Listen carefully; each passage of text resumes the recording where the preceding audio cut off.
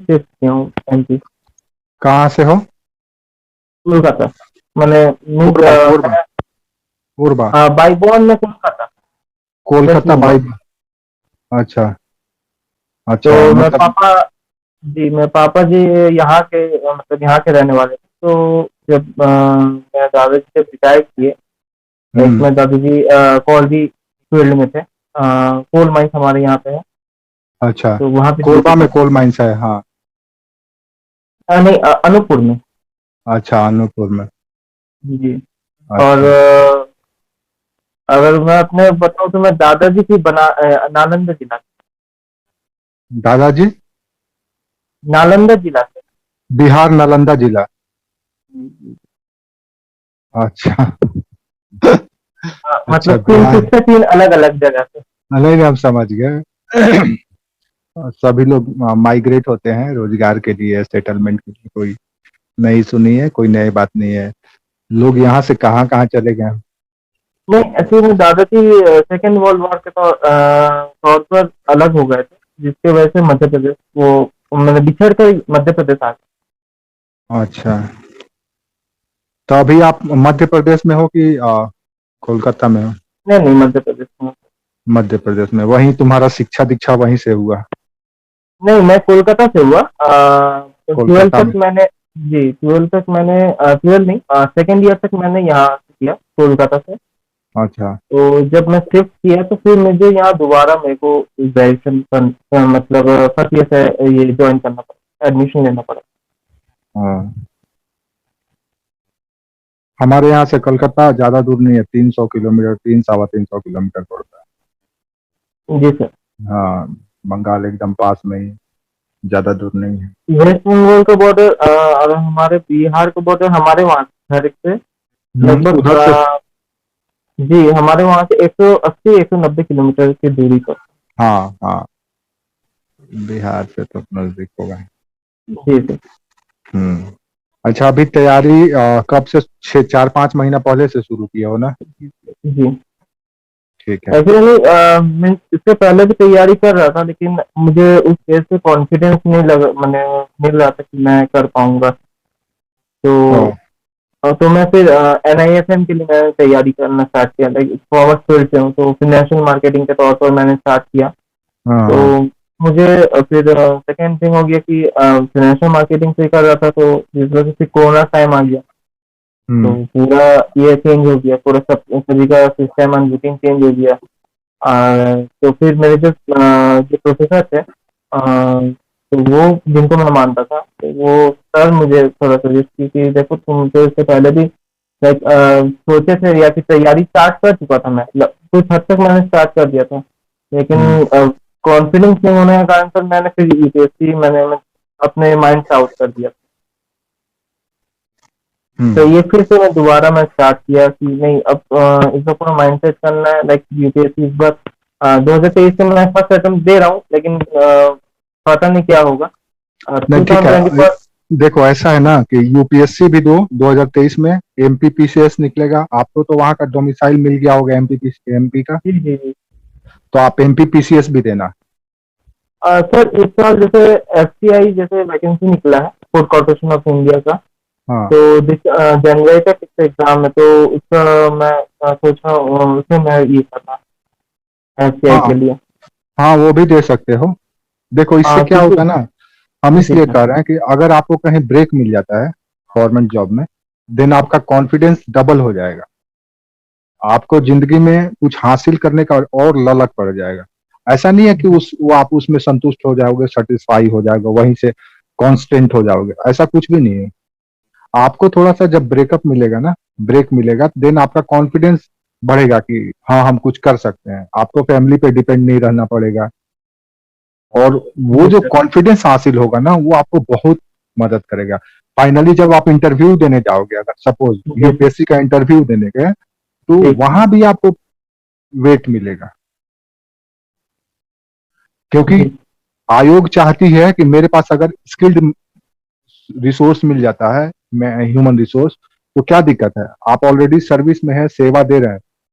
आपका भी डीएमडीसी भी बनेंगे तो वही सब काम है ना, मैनेज करना। दिन अगर जी पहले से ही आपके पास अनुभव है, कि आप खाद्य वितरण सेवा में हैं तो उसको यूज किया जाएगा। इसीलिए देखना आप अधिकतर जो लोग सेलेक्ट होते हैं वो कहीं ना कहीं ऑलरेडी गवर्नमेंट जॉब में होते हैं या किसी ना किसी फील्ड में उनके पास वर्क एक्सपीरियंस होता है। तो उससे क्या होता है, थोड़ा सा इंटरव्यू बोर्ड में आपका वेट बढ़ जाता है। इंटरव्यू बोर्ड में, रिटेन में तो सब बराबर है। रिटेन में तो आप आईएएस हैं या नहीं हैं, क्लर्क हैं, चपरासी हैं, बेरोजगार हैं, उससे उसको कोई लेना देना नहीं। जो बेहतर लिखेगा उसी को नंबर मिलेगा। लेकिन इंटरव्यू में यहाँ पे आपको थोड़ा सा वेट मिल जाता है और उसका फायदा स्टूडेंट को उठाना भी चाहिए।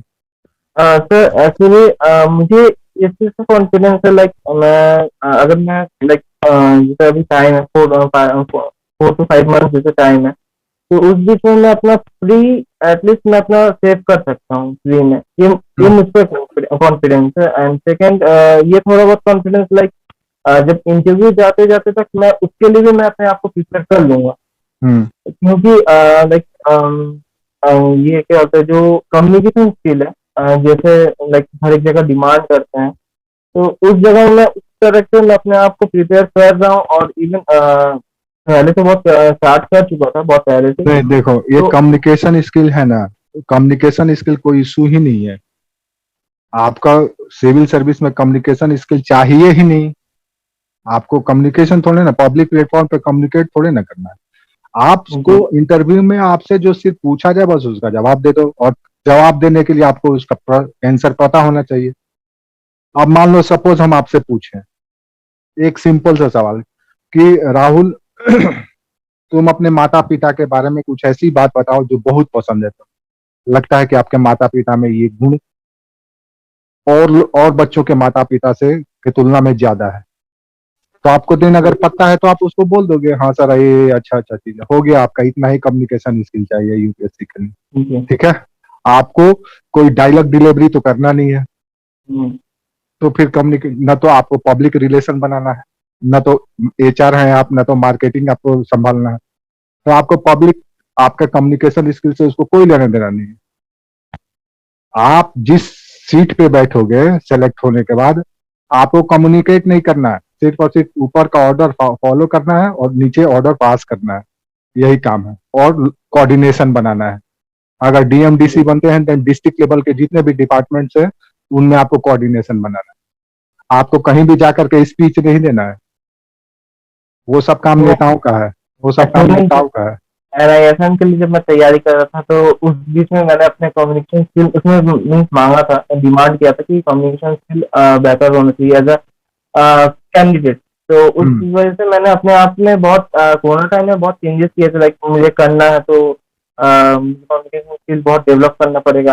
तो बहुत मतलब प्रैक्टिस किया मिरर के सामने खड़े रहकर। इवन हमारे कॉलेज में भी बहुत सारे जैसे स्पीच होते थे, तो वो सब मुझे मैंने प्रैक्टिस करके मैंने अपने डेवलप किया। लेकिन सर इस बार का इसमें मुझे ऐसा लग रहा है कि जैसे मेंस में आंसर राइटिंग के लिए मुझे बहुत डर लग रहा है। आंसर राइटिंग में डर लगता है?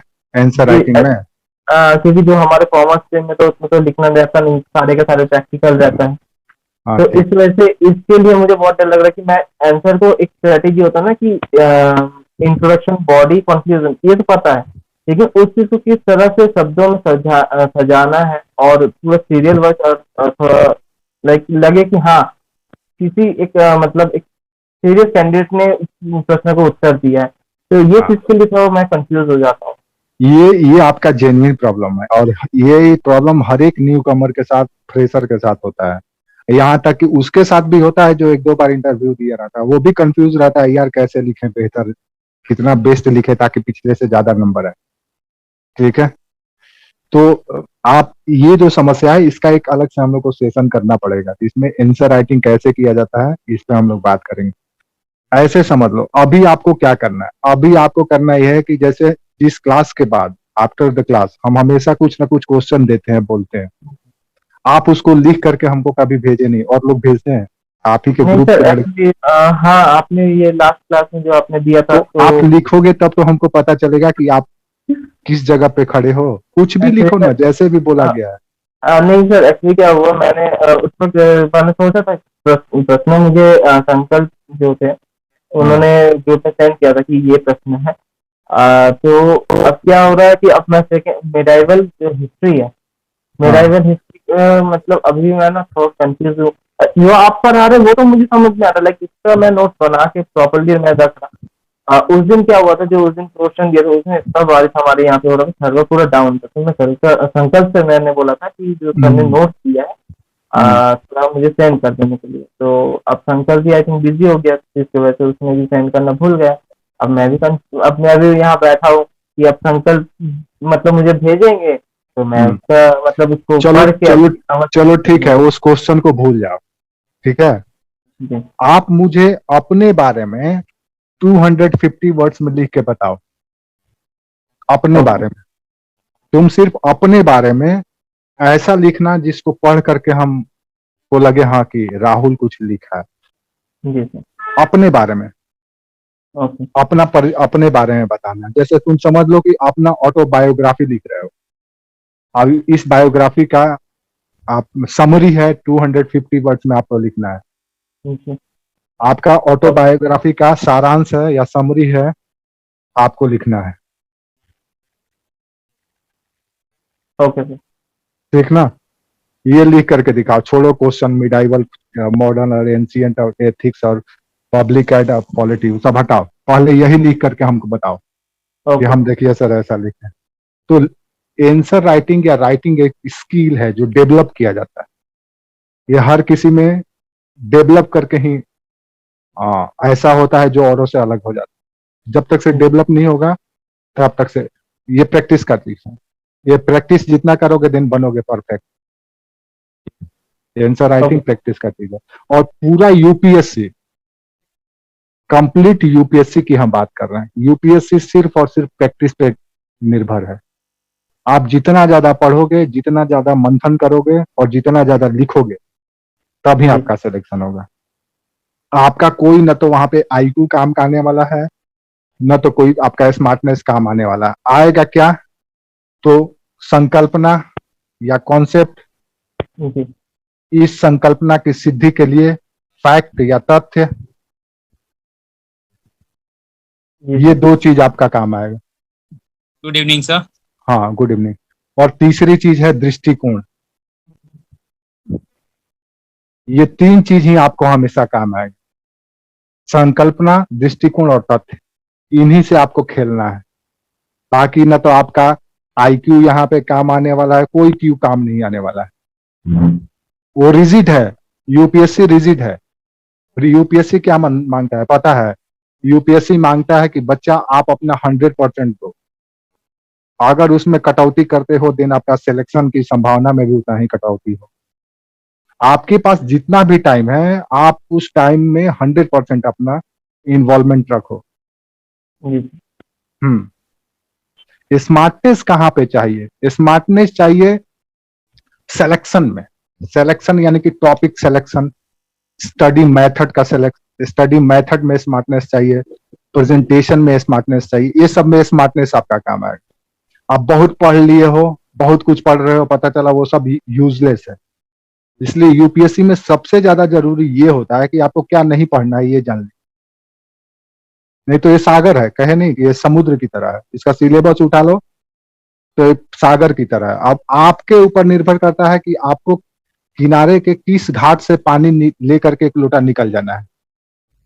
आप बीच में डूब करके पानी निकालेंगे कि कहीं ऐसा किनारे जगह पे जहां साफ सुथरा हो वहां से पानी लेकर के निकालेंगे, वो आपके ऊपर डिपेंड करता है। यही है यूपीएससी। यूपीएससी में तभी सिलेक्शन होगा जब आप 100% दोगे। थोड़ा सा भी अगर इफ बट आइदर वाइदर करोगे देन संभावना कम हो जाएगी। सर ईमानदारी पूरी।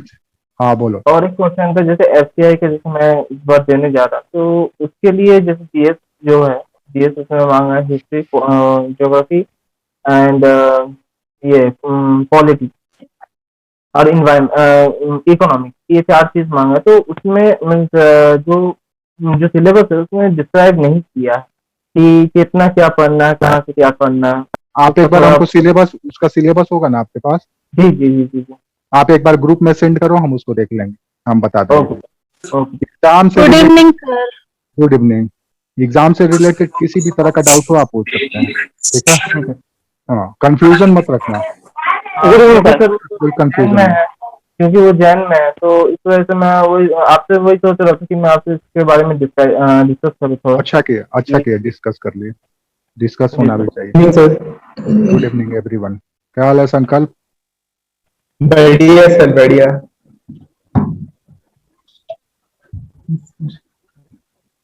इसलिए एग्जाम की तैयारी, आपका सिलेक्शन तभी सुनिश्चित होगा जब आप ये सुनिश्चित कर लें कि आपको वही चाहिए। इसमें कोई समझौता नहीं मांगता है। सिविल सर्विस की तैयारी में ये खाने में समझौता कर लो, कंप्रोमाइज कर लो, पहनने में कंप्रोमाइज कर लो, घूमने में कंप्रोमाइज कर लो। मन था घूमने जाने का सिंगापुर, लेकिन पैसा नहीं हुआ तो चलो भाई श्रीनगर ही घूम के चले आते हैं, यहाँ पे ये चलेगा। यूपीएससी में कोई कंप्रोमाइज भैया नहीं। अगर हमको यूपीएससी मांगता है देन यूपीएससी मांगता है। 4 साल 3 साल तपस्वी हो जाओ, तब सिलेक्शन होगा। बड़ी आसान है। आसान तो उसी के लिए है जो मेहनती है, जो डिवोटी है, और टफ उसके लिए है जो मनचला है। 1 घंटा पढ़ा, 2 घंटा कहीं और ध्यान चलेगी। आजकल लोग मनचले बहुत ज्यादा है, चंचल बहुत ज्यादा है, लोगों का स्थिर नहीं रहता है। कहीं ना कहीं से बेचारे के ऊपर कुछ ना कुछ आते रहता है, भटक जाते हैं। सर पता कई चल- लोग तो ऐसे हैं कि YouTube की वीडियो देख के मोटिवेट होते हैं और फिर जैसे ही वीडियो देखना बंद किया तो डिमोटिवेट हो जाते हाँ, हैं। तो ये सब नहीं चलेगा। यूपीएससी एक संकल्प है, एक साधना है। यूपीएससी उसी का सिलेक्शन होता है जो साधक है। साधक आपको बनना, अपने आप को साधना पड़ेगा कि नहीं हमको यही चाहिए, देने यही चाहिए, तब यूपीएससी में सिलेक्शन होता है। समझ में आया? हाँ, क्लास हम लोग शुरू करते हैं। ये जरूरी है क्योंकि अब वेट करने से कोई फायदा नहीं।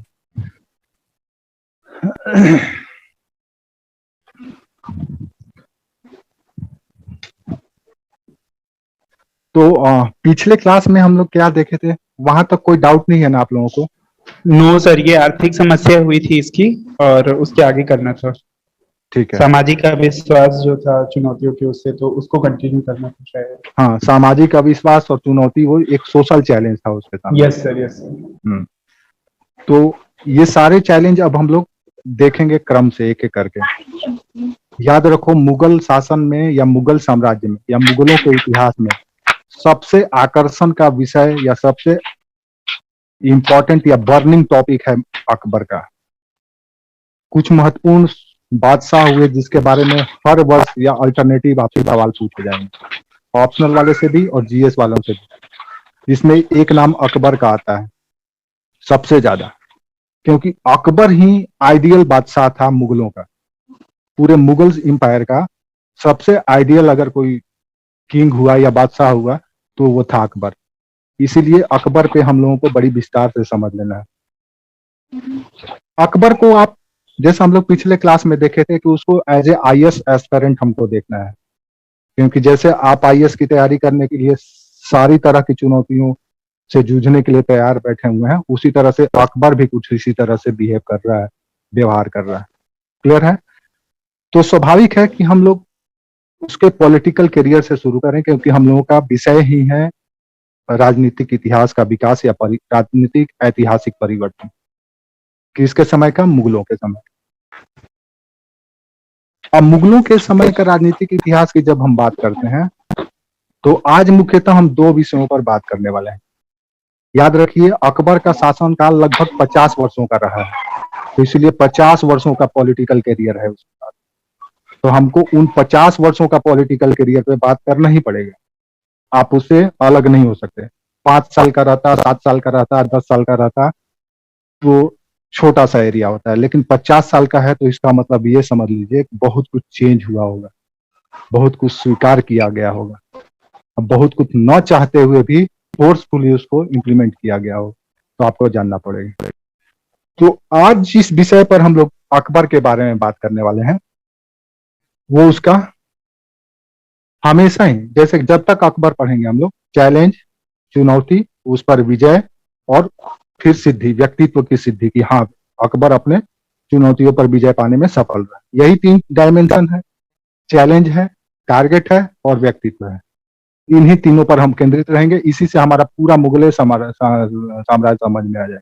जो कुछ भी करेगा, चाहे इकोनॉमिक इनिशिएटिव ले, चाहे एडमिनिस्ट्रेटिव चेंज लाए, या प्रशासनिक परिवर्तन लाए, या आर्थिक परिवर्तन लाए, या सामाजिक सुधार करे, या धार्मिक सुधार करे, सब के सब इन्हीं 3 विषयों के अंतर्गत समाहित है। इसलिए हम सबसे पहले बात करेंगे अकबर के बारे में। आपको पता है कि फरवरी के महीना में, फरवरी 1556 में अकबर कहां पे बादशाह बनता है? कलानौर में। हम बात कर रहे हैं राजनीति की और किसी विषय की नहीं, सिर्फ और सिर्फ राजनीति की। तो आपको पता है कि फरवरी 1556 में कलानौर में अकबर बादशाह घोषित किया जाता है। इधर है हिंदुस्तान, जहां की हुकूमत उसको संभालनी है, जहां का बादशाह उसको बनना है।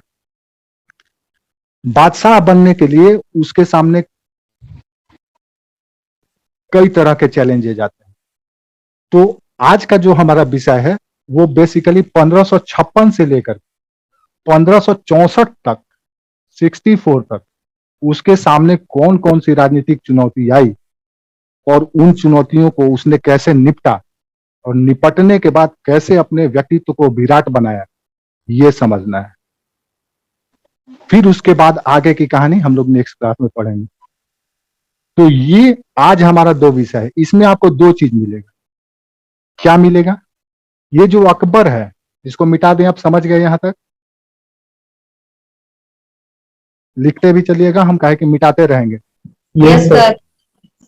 अब ये जो अकबर है, अकबर शुरू से ही, अकबर को यहां हम रखते हैं, ये अकबर है। अकबर शुरू से ही 3 घेरा में घिरा हुआ है। एक घेरा, एक ये है, अकबर के चारों ओर अतका खेल का ग्रुप है, जो महिलाओं का ग्रुप है। महिलाओं के ग्रुप को अतका खेल कहा गया है, यानी कि खातूनों का ग्रुप है। खातून ऐसी ऐसी हैं, ऐसी ऐसी पावरफुल खातून है जो अकबर को हमेशा जकड़ के रखती है। अब इसी से आजादी के लिए लड़ना है अकबर। इसको कहा जाता है महिला ग्रुप या महिला समूह है। इसके ऊपर जो तीसरा लेयर है इसका, ये है बैरम खां का। तीसरा लेयर है बैरम खां। आप देख लीजिए बेचारा अकबर कहाँ पे है, बीच में घिराया हुआ है 3 लोगों से। 3 सुरक्षा घेरा है अकबर के। अब अकबर तभी अपने आप को हिंदुस्तान का बादशाह, संप्रभु बादशाह सिद्ध कर सकता है जब इन दोनों बेड़ियों के या दोनों जंजीरों को तोड़ के बाहर निकले। जिस दिन ये दोनों जंजीरों को तोड़ करके बाहर निकलेगा, देन रियल में अकबर बादशाह कहलाएगा। इससे पहले ये सिर्फ और सिर्फ मोहरा की तरह है, कठपुतली की तरह। तो अकबर को क्या बनना है? तो इस सुरक्षा घेरे से बाहर तो ये निकलना। बैरम खान लिखा है।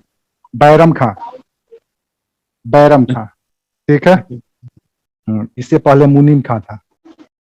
हम बता रहे हैं क्या खेला है, ये आपको समझ में आ जाएगा। ये सब अपने आप में सवाल है, ये कॉन्सेप्ट क्लियर रखोगे कभी कलम नहीं रुकेगा आपका। तो पहला घेरा बैरम खां, दूसरा घेरा अतका खेल का यानी महिलाओं का, खातूनों का, और अंदर में है बेचारा बचा हुआ अकबर। अब अकबर हीरो बनेगा तब जब ये बड़ा होगा और बदला लेगा अपने बाप का, अपने भाई का, अपने चाचा का, जिसे फैजल लिया था।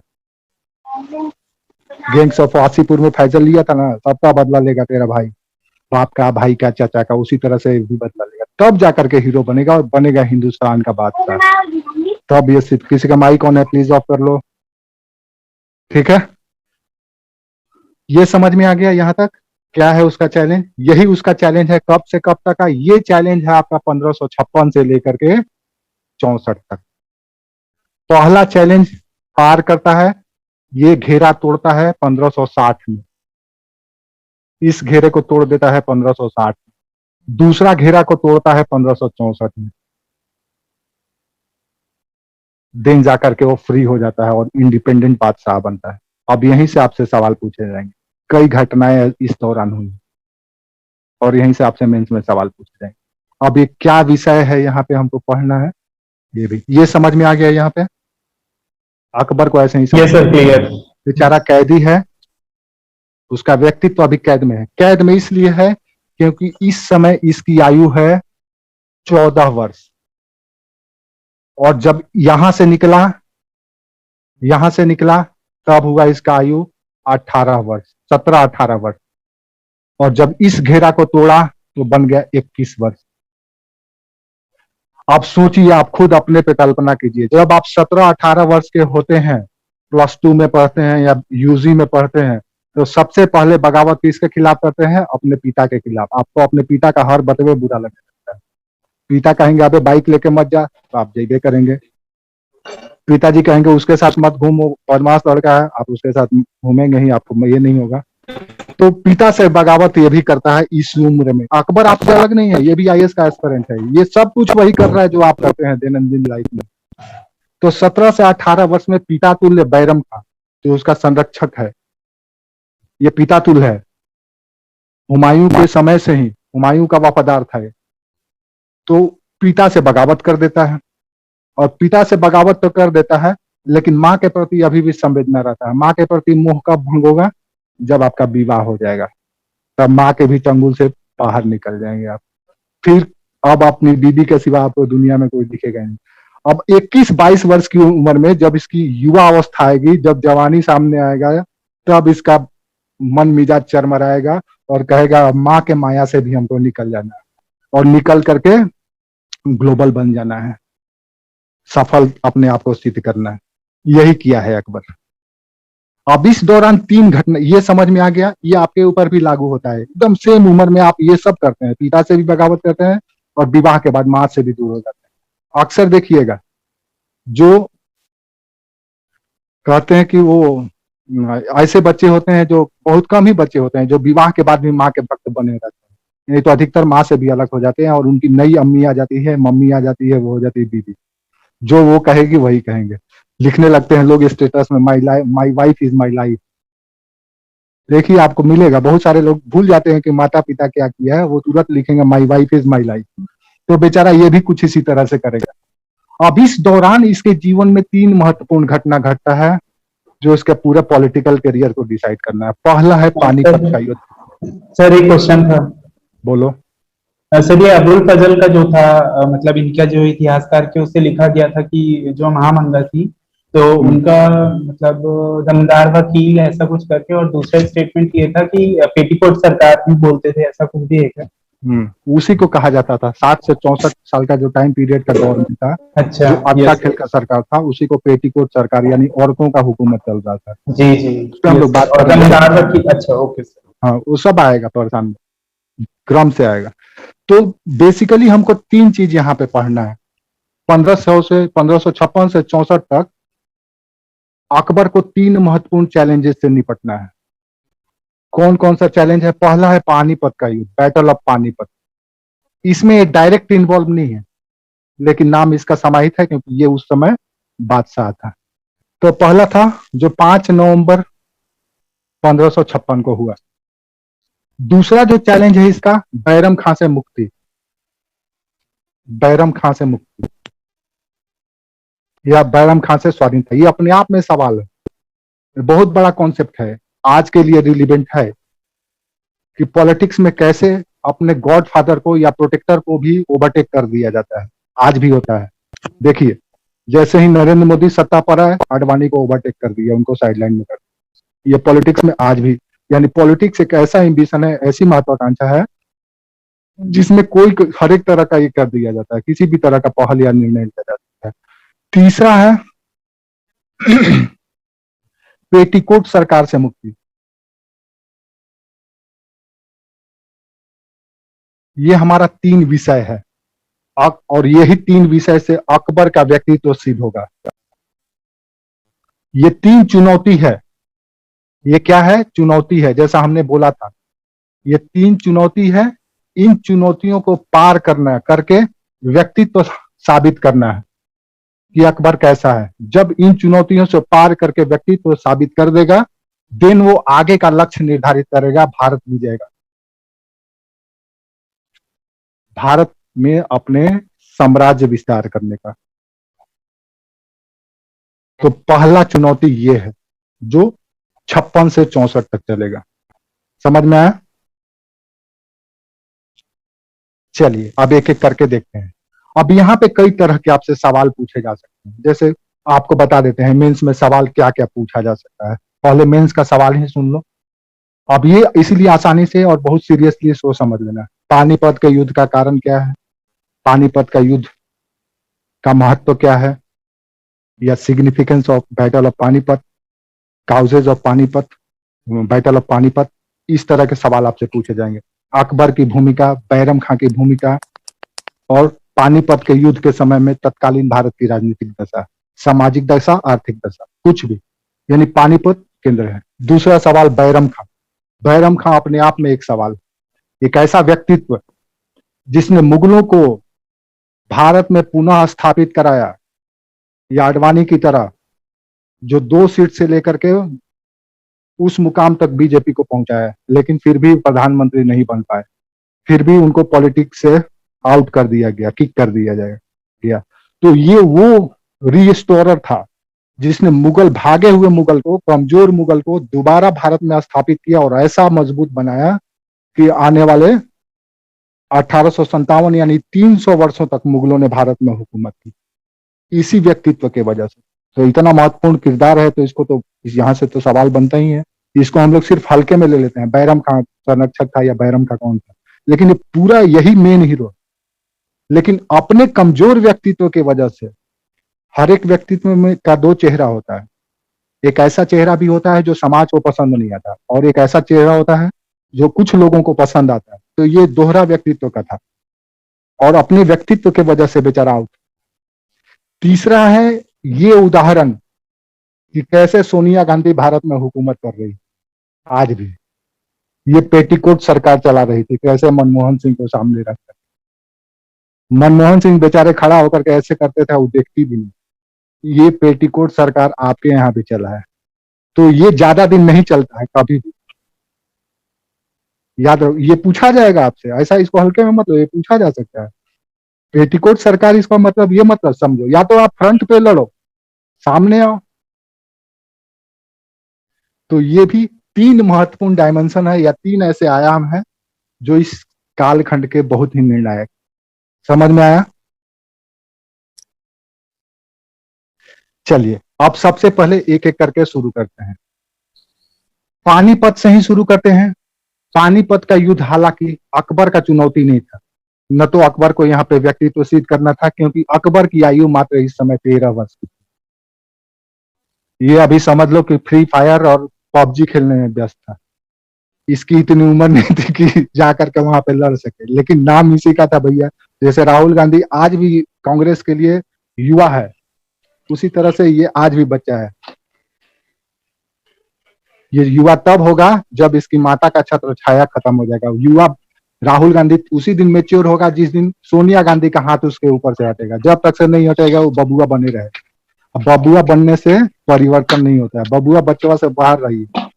हमारे घर में हम लोगों के संस्कार मिलता है, अपने घर के बच्चों को बबुआ, बचवा, बाबू, पता नहीं इतना लाड़ प्यार कर देते हैं कि वो बाहर जूझता ही नहीं है। तो उसको माचो मैन बनाइए, ना कि शाहरुख खान के नस्ल का बनाइए। शाहरुख खान का नहीं, सलमान खान का नस्ल का बनाइए, ताकि वो परिस्थितियों से जूझे, लड़े। तो ये उम्र है, लेकिन चैलेंज है। अब यहाँ से 3 डायमेंशन आपको पकड़ना है। पहला, पानीपत के युद्ध का कारण। सीधा सवाल, किसी का गरिमा, आपका शायद माइक ऑन है बाबू, देख लो किसी का माइक ऑन है। अटल योगी ना बनाए। हाँ, योगी बनाओ, योगी बनाओ, बिल्कुल अच्छा है, योगी बनाओ, ठीक है, अच्छा है। तो पहला जो हम लोग को देखना है कारण कि क्यों हुआ। दूसरा इसका इंपॉर्टेंस क्या है, या महत्व क्या है, या परिणाम। सर, जब पानीपत का युद्ध चल रहा था तो अकबर कितने वर्ष के थे सर? 13 साल का, 14 साल का, 14 साल का, 14 साल रख लो। 13 साल की उम्र में, जब फरवरी में ये किया था उस समय 13 साल था। ये नवंबर का महीना है, तो लगभग 13 साल की उम्र, तो 14 साल की आयु। माइक थोड़ा शांत करवाइए ना। अपना माइक ऑफ कर लो प्लीज, अपना माइक ऑफ ऑन कर लो, ठीक है। हाँ चलिए, प्लीज ऑफ कर लो, कोई ऑन करके रखा होगा अपना माइक। बड़ी ध्यान से सुन लो, किसी को डिस्टरबेंस ना हो। ये बहुत ही फेवरेट टॉपिक है पानीपत का युद्ध। अक्सर तुमसे जब आप इतिहास पढ़ते हैं तो किसी से भी टकराएंगे तो एक सवाल जरूर आपके ऊपर फेंकेगा, कि पानीपत का युद्ध कब हुआ था, बताइए तो। पहले कब हुआ था, बताइए तो। ये सवाल बड़ी जरूरी पूछा जाता है। जो भी अपने आप को इतिहासविद समझता है सबसे पहला सवाल यही पूछेगा। ये नहीं पूछेगा कि ये बताइए मुगलों के समय भारत की आर्थिक स्थिति कैसी थी। 200 बीसी से 300 बीसी तक भारत विश्व का इकोनॉमिक हब क्यों था, ये सवाल आपसे नहीं पूछेगा। ये पूछेगा कि पानीपत का युद्ध कब हुआ था। तो याद रख लो भाई, ऐसे भी आपको सिद्ध करना होगा कि आप पढ़े लिखे आदमी हैं। और इतिहास का सबसे एक सरदर्द वाला विषय है। एक बार एक लड़का पुलिस का बहाली में गया इतिहास पढ़ करके, तो वहां पे दौड़ निकाला, सब कुछ निकाला। अब वो खड़ा होकर के इंतजार कर रहा है कि उसे कब पूछा जाएगा कि पानीपत का युद्ध कब हुआ था। तो उसे कब नहीं पूछा गया। तो अनसा करके बोला, यार हम इतना पढ़ करके आए थे इतिहास, लेकिन हमसे नहीं पूछा गया। लेकिन यूपीएससी तो छोड़ेगा नहीं, यूपीएससी तो इतिहास का भक्त है। इतिहास का सवाल यूपीएससी बहुत पूछता है। तो पहला सवाल है पानीपत का युद्ध क्यों हुआ। यहाँ पे अकबर का कोई प्रत्यक्ष भूमिका नहीं है, लेकिन परोक्ष भूमिका है। अकबर के गुरु वहां पे सब कुछ कर रहे हैं। अब सवाल ये उठा कि पानीपत का युद्ध क्यों हुआ। याद एक और बात रखो, जब हाँ तोहफा में हुआ, ठीक है बाबू। पानीपत का युद्ध 1526 में ही नहीं, 56 में भी हुआ था, 61 में भी हुआ था, 3 बार हुआ है। तो याद रखो, जब जब मुगलों ने पश्चिम से पूरब की ओर विस्तार करने की कोशिश की, तब तब उन्होंने हिंदुस्तान की फतह की। पश्चिम इन लोगों का शुभ था, तो आज भी है। आज भी कोई भी नमाजी होगा तो पश्चिम की ओर मुंह करके ही नमाज पढ़ता है, क्योंकि मक्का उधर ही है।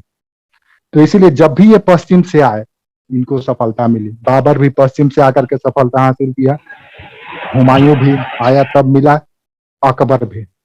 इसलिए पानीपत का युद्ध का फतह इनको तभी मिला जब ये पश्चिम से मूव किए। अगर यहां से लड़ रहे होते तो हार गए।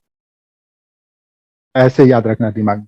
अब यहाँ पे लड़ाई पानीपत का युद्ध हुआ क्यों, तो आपको पता ही है यहाँ का पॉलिटिकल सर्कमस्टेंसेस कैसा था, परिस्थितियां कैसी थी। चारों तरफ इसके दुश्मन हैं, राजपूत हैं, अफगान हैं, इधर भी अफगान है, इधर भी अफगान है, इधर भी अफगान है, इधर भी अफगान है।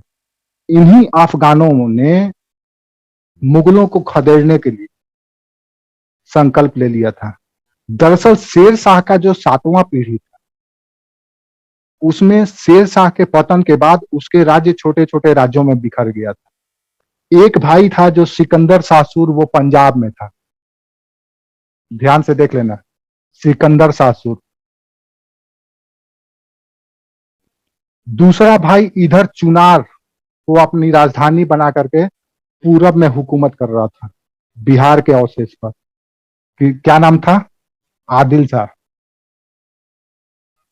और तीसरा जो था वो पूर्वी दिल्ली में था, जिसका नाम था इब्राहिम शाह। ये 3 नाम याद रखना। हालांकि इनकी कोई महत्वपूर्ण भूमिका नहीं है, लेकिन ये ही वो शख्स थे जिन्होंने मुगलों को उकसाया, मुगलों को ललकारा। अब ये क्या कर रहे हैं, राजपूत कोई पहल नहीं कर रहे हैं। राजपूत अपने आप में ही परेशान है, व्यस्त है। दक्षिण में जो बहमनी के और टूट पर, खंडहर पर जो छोटे छोटे राज्य हैं, वो अपने क्षेत्र में व्यस्त है। तुंगभद्रा के दक्षिण में विजयनगर है, वो भी अपने क्षेत्र में व्यस्त है। ये जो अफगानी है, ये अफरा तफरी उस समय भारत में मचाए हुए। इसी आदिल शाह का एक प्रधानमंत्री था, हेमू। अभी इसका नाम हेमू है, जब तक से दिल्ली फतह नहीं करेगा। दिल्ली फतह कर लेगा दिन वो अपने आप को विक्रमादित्य घोषित करेगा। भारत में कुल 7 विक्रमादित्य हुए हैं। आप इतिहास पढ़े होंगे, एंशिएंट हिस्ट्री में भी। 7वां विक्रमादित्य यही हेमू, इसका प्रधानमंत्री। अब ये जो हेमू है, आदिल शाह का खाली नाम मात्र का प्रधानमंत्री है, बल्कि आदिल शाह का बाप यही है। और ये बहुत छोटा सा आदमी था, हरियाणा का नमक का छोटा सा व्यापारी था, मेवात में रहता था।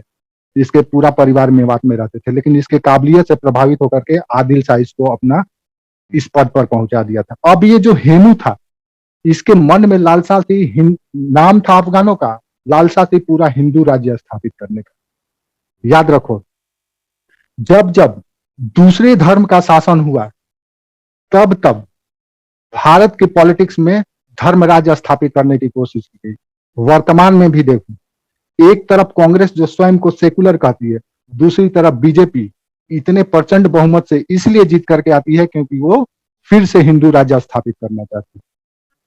तो पॉलिटिक्स में हमेशा धर्म का पहल रहा है। किताब की बात है कि पॉलिटिक्स अलग है, धर्म अलग है, क्योंकि हर एक व्यक्ति के अंदर वो धर्म का वायरस होता ही होता है। कोई धर्म से बाहर नहीं जा सकता है, वो सॉफ्टवेयर इनबिल्ट है। तो हेमू ने अपने धार्मिक राज्य हिंदू राज्य की स्थापना करने की पहल शुरू, और यही पहल पानीपत के युद्ध का कारण बनी। नहीं तो ये तो बेचारा कलानौर और जालंधर में मस्त था, बिजी था, बादशाह मिल गया था, बादशाह बन गया था हिंदुस्तान का। इधर उसके प्रांतपति थे, दिल्ली संभाले हुए थे, आगरा संभाले हुए थे, छोटा सा क्षेत्र था, उसी में व्यस्त था, मस्त था। लेकिन बैरम खां अब स्वयं को सिद्ध करना था। बैरम खां, किसी का कोई सवाल है? सर ये टॉपिक को थोड़ा एक बार और समझाइएगा ना। ये टॉपिक को हम फिर से समझाएं। अच्छा, हम ये कर रहे थे कि पानीपत का युद्ध क्यों हुआ था, कारण क्या था, काउजेस क्या था। तो काउजेस में हम सबसे पहला बोलो, आदिल शाह कहाँ पे राजा था सर? आदिल शाह चुनार जो है यूपी में, अफगानी शासक था, शेर शाह का वंशज था। ये चुनार इसकी राजधानी थी यहाँ पर, जिसको चुनार का किला, जिसको पूरब का द्वार कहा जाता था। पूरब जितना हो देन इसी किला को आपको विजय हासिल करना होगा। पूरब वाले शासक को अगर पश्चिम जीतना हो तो इसी किला को बेस कैंप बनाना हो। तो आपका शेर शाह के पतन के उपरांत, शेर शाह की मृत्यु के उपरांत, इसके भाइयों में, इसके परिवार में राज्य छोटे छोटे में बट गए। जैसे कांग्रेस टूट करके कई छोटी छोटी पार्टियां बन गई, एनसीपी, तो ये टीपी, तो वो पी, तो कांग्रेस। उसी तरह से ये भी बेचारा राजवंश टूट टूट करके छोटे छोटे क्षेत्रों में फैल गया। उसी में से एक था आदिल शाह का प्रधानमंत्री, हिंदू था, इसके मन में हिंदू हृदय सम्राट बनने का था, जैसे योगी को बनने का।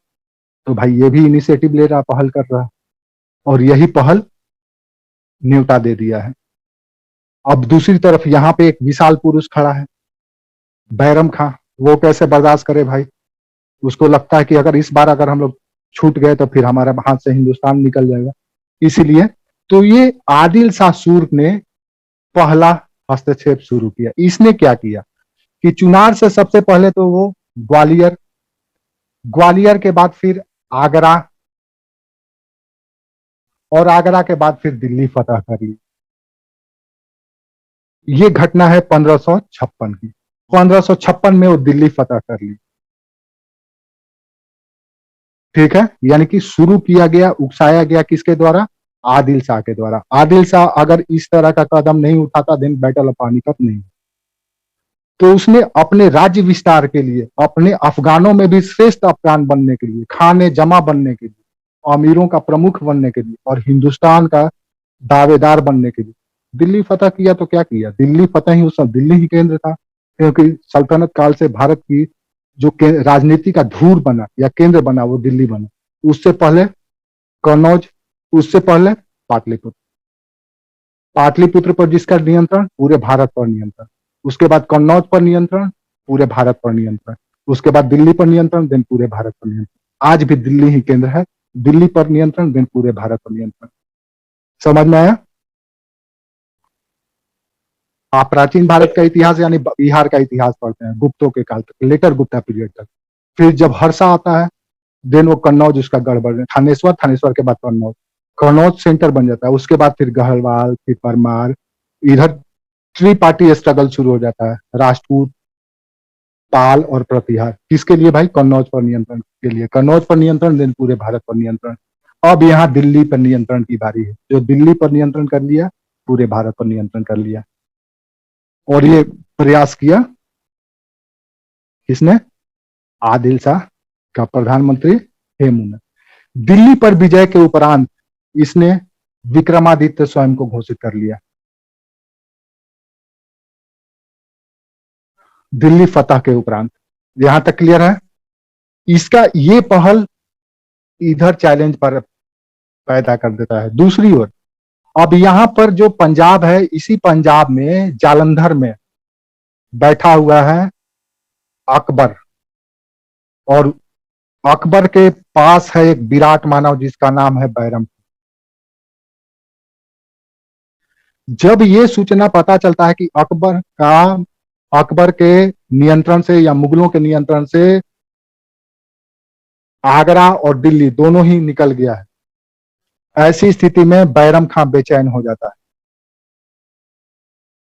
कि भाई मुगल तो फिर खत्म हो जाएंगे, फिर उनको जाना पड़ेगा मिडिल एशिया, काबुल, कंधार, उधर कमरान और उसके सक्सेसर हथियार लिए हैं, अब जाएंगे कहाँ, इनके पास कोई ऑप्शन है नहीं, और ये बादशाह है भाई मुगलों का, वहां जाएंगे तो उसके खानदान वाले मिडिल एशिया में बैठे हुए खदेड़ेंगे, तो इसके पास कोई ऑप्शन नहीं।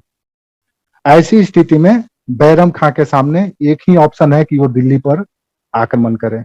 दूसरी ओर इसी शेर शाह का एक वंशज है सिकंदर शाह सूर, जो पंजाब में अकबर के सीने पे बैठ करके अफरा तफरी मचाया हुआ है, आतंक मचाया हुआ है, वो उस क्षेत्र को कब्जाने की कोशिश कर रहा है। अब जाए तो कहां जाए। तीसरी ओर इब्राहिम शाह यहाँ बैठा हुआ है कि वो चक्कर में था कि हम दिल्ली फतह कर लें, लेकिन हेमू के सामने बेचारा कुछ नहीं कर पाया और हेमू दिल्ली पर कब्जा कर लिया। अब इसके सामने क्या ऑप्शन बचता है युद्ध के सिवा? कोई ऑप्शन बचता है? ऐसी स्थिति में अब कहानी शुरू होता है पानीपत की ओर मूवमेंट का।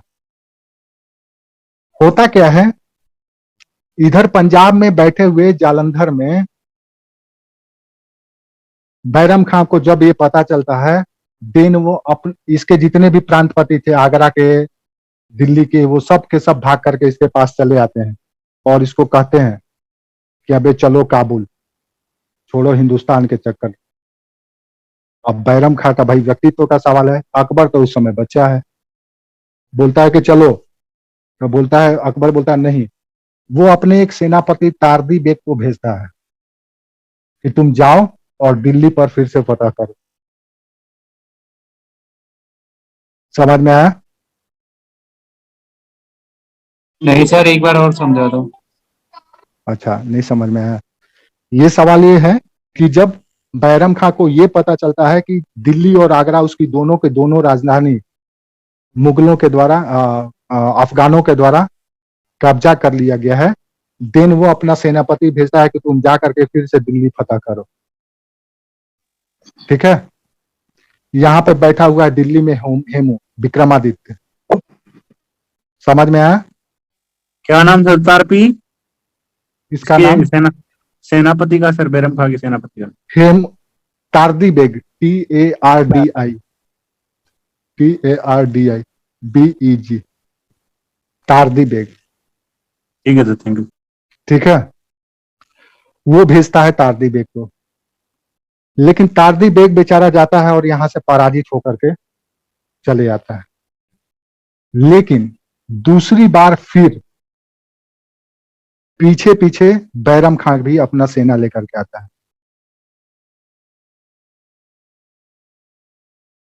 ठीक है, यस सर।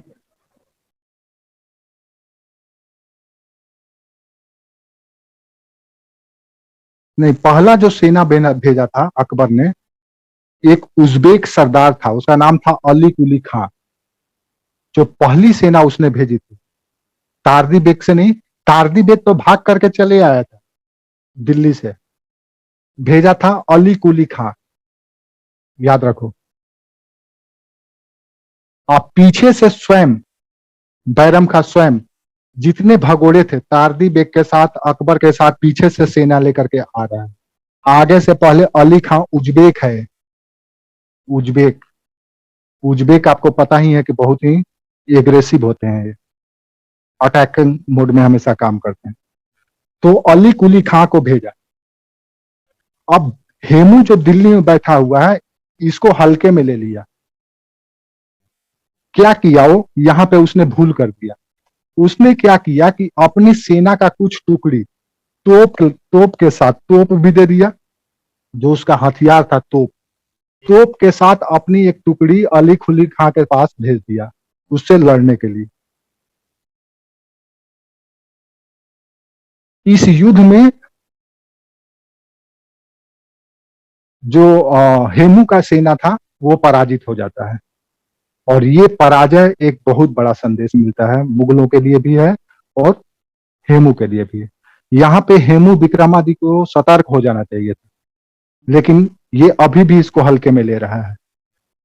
हालांकि उसमें काबिलियत की कोई कमी नहीं थी, वो पानीपत के युद्ध में भी हरा देता बैरम खां। बैरम खां उसके सामने कुछ भी नहीं थे, लेकिन उसका दुर्भाग्य था, भारत पर इस्लामिक हुकूमत लिखा हुआ था, देन हो गया, तो तोप के साथ वो भेज दिया। अब इस युद्ध में हेमू का सबसे बड़ा जो क्षति हुआ वो ये क्षति हुआ कि ये सारे के सारे तोप चले गए अब मुगलों के पास।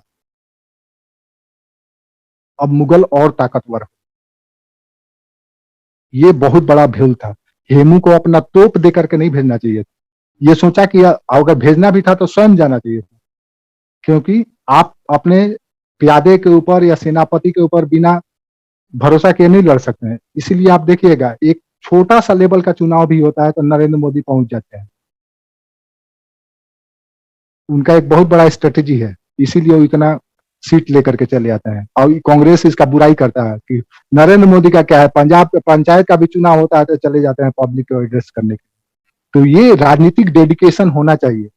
हेमू इसको हल्के में ले लिया, ये बहुत बड़ा भूल था हेमू का। तो मुगलों को यहाँ पे फायदा हो गया। दूसरी ओर पीछे से बैरम खां चल दिया है। कहां पे भाई? पहुंचा हरियाणा का पानीपत में।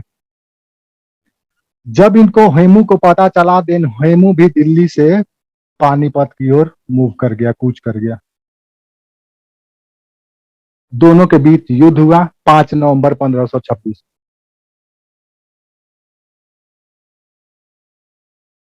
हेमू हाथी पर लड़ रहा था, आंख में तीर लगा, गिर गया।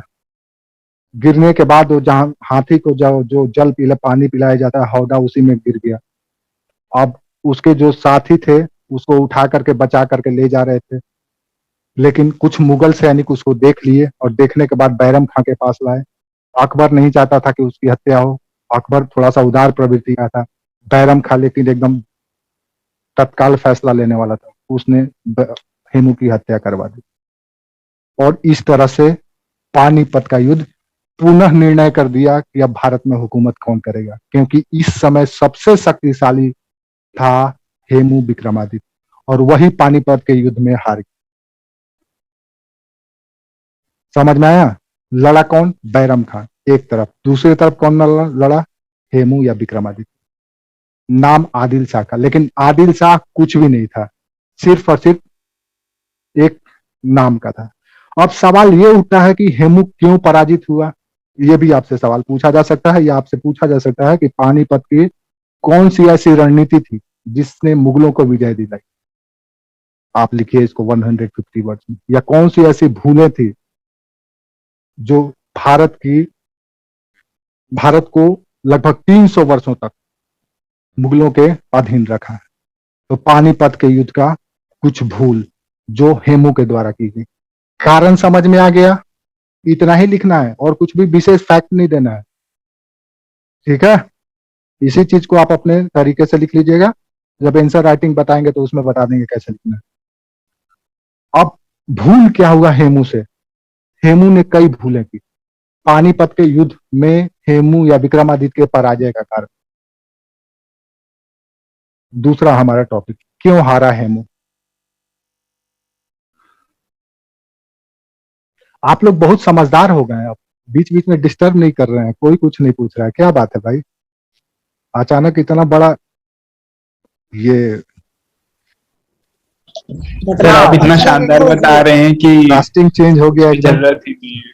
सब के सब एकदम खामोश हो गया है। इतना तो राजकुमार भी खामोश नहीं करा रहा, शत्रुघ्न सिन्हा भी खामोश नहीं करा। शांत शांत स्वभाव से बताना था, इसलिए अच्छा लग रहा है। अच्छा, सवाल अच्छा। करके क्या फायदा? हाँ नहीं ठीक है, समझ में जहाँ नहीं आएगा वही सवाल पूछना है। जी जी जी, जब अच्छे से समझ रहे हैं तो फिर क्या फायदा? समझ में आ जाएगा। सर एक्सक्यूज मी सर, इसका वीडियो दे दीजिएगा प्लीज, हम थोड़ा क्लास छूट गया। वीडियो देखो, आप लोग पूछते हो ना वीडियो क्यों नहीं, देखो वीडियो हम गूगल ड्राइव में डाल करके पोर्टल पे डाल देते हैं, ठीक है? सुन लो, ग्रुप में डाल दीजिएगा ना प्लीज। व्हाट्सएप ग्रुप में नहीं जाता है बच्चा, हम एक दिन भेजे थे, बहुत लंबा हो जाता है ना, वो नहीं जाता है। बहुत कोशिश किए सर थे। में बहुत दिक्कत होता है सर सेट करने में। तो आपको जैसे आज का वीडियो चाहिए तो 1-2 दिन रुकना पड़ेगा, हालांकि हम कल सुबह में इसको अपलोड कर देंगे पोर्टल पे, लेकिन वहां पे प्रोसेस होता है गूगल ड्राइव में, आपको पता है? गूगल ड्राइव में प्रोसेस होता है, और हमको लगता है जी। अभी जो हम पहले डाले थे वीडियो, आप उसको देखिए, आपको दिखेगा। जो हमारा पिछला क्लास का वीडियो है आप उसको देखिए, आपको दिखेगा। आप कभी देखने का कोशिश कीजिए, देखिएगा पिछला सर वीडियो उसमें दिखेगा। प्रॉब्लम नहीं है, आज वाला प्रॉब्लम है। हाँ, आज वाला भी 1-2 दिन के बाद जब प्रोसेस हो जाता है, गूगल ड्राइव ही करता है। हम अपलोड तो कल ही कर देंगे 10 बजे तक। हम 10 बजे, 10 या 11:30 बजे के बाद, 10 बजे तक नहीं, 11:30 बजे के बाद जब हम फ्री होते हैं तो अपलोड कर देंगे, लेकिन आपको दिखेगा सर 1-2 व्हाट्सएप दिन ग्रुप बाद। में ऐड करना सर, क्या? व्हाट्सएप ग्रुप में ऐड करना सर किसको? मेरे को सर, पूरा अच्छा, नाम व्हाट्सएप ग्रुप में भाई इनको ऐड कर देना कोई। Okay sir. हाँ, इनको ऐड कर देना थोड़ा सा। हाँ, काहे कि ये बेचारे परेशान हो जाएंगे नहीं तो फिर।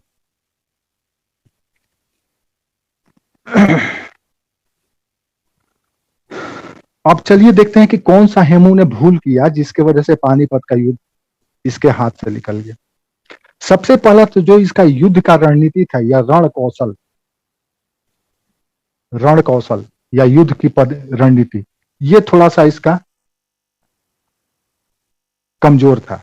कमजोर इस मामले में था कि दरअसल मुगल जब लड़ रहे थे, एक ओर से जब मुगल आते थे युद्ध में, तो उनका आगे की ओर सेना होता था,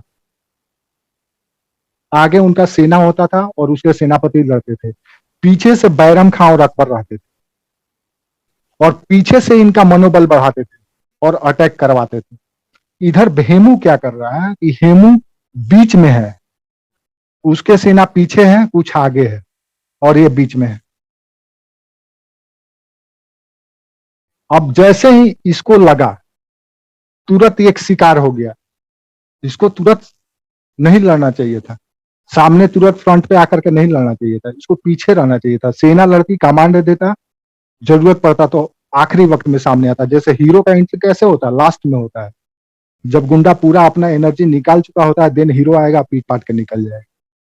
तो हीरो की तरह इसको एंट्री मारना चाहिए था। ये लेकिन ठठेरा की तरह एंट्री मार रहा था, लड़ रहा था।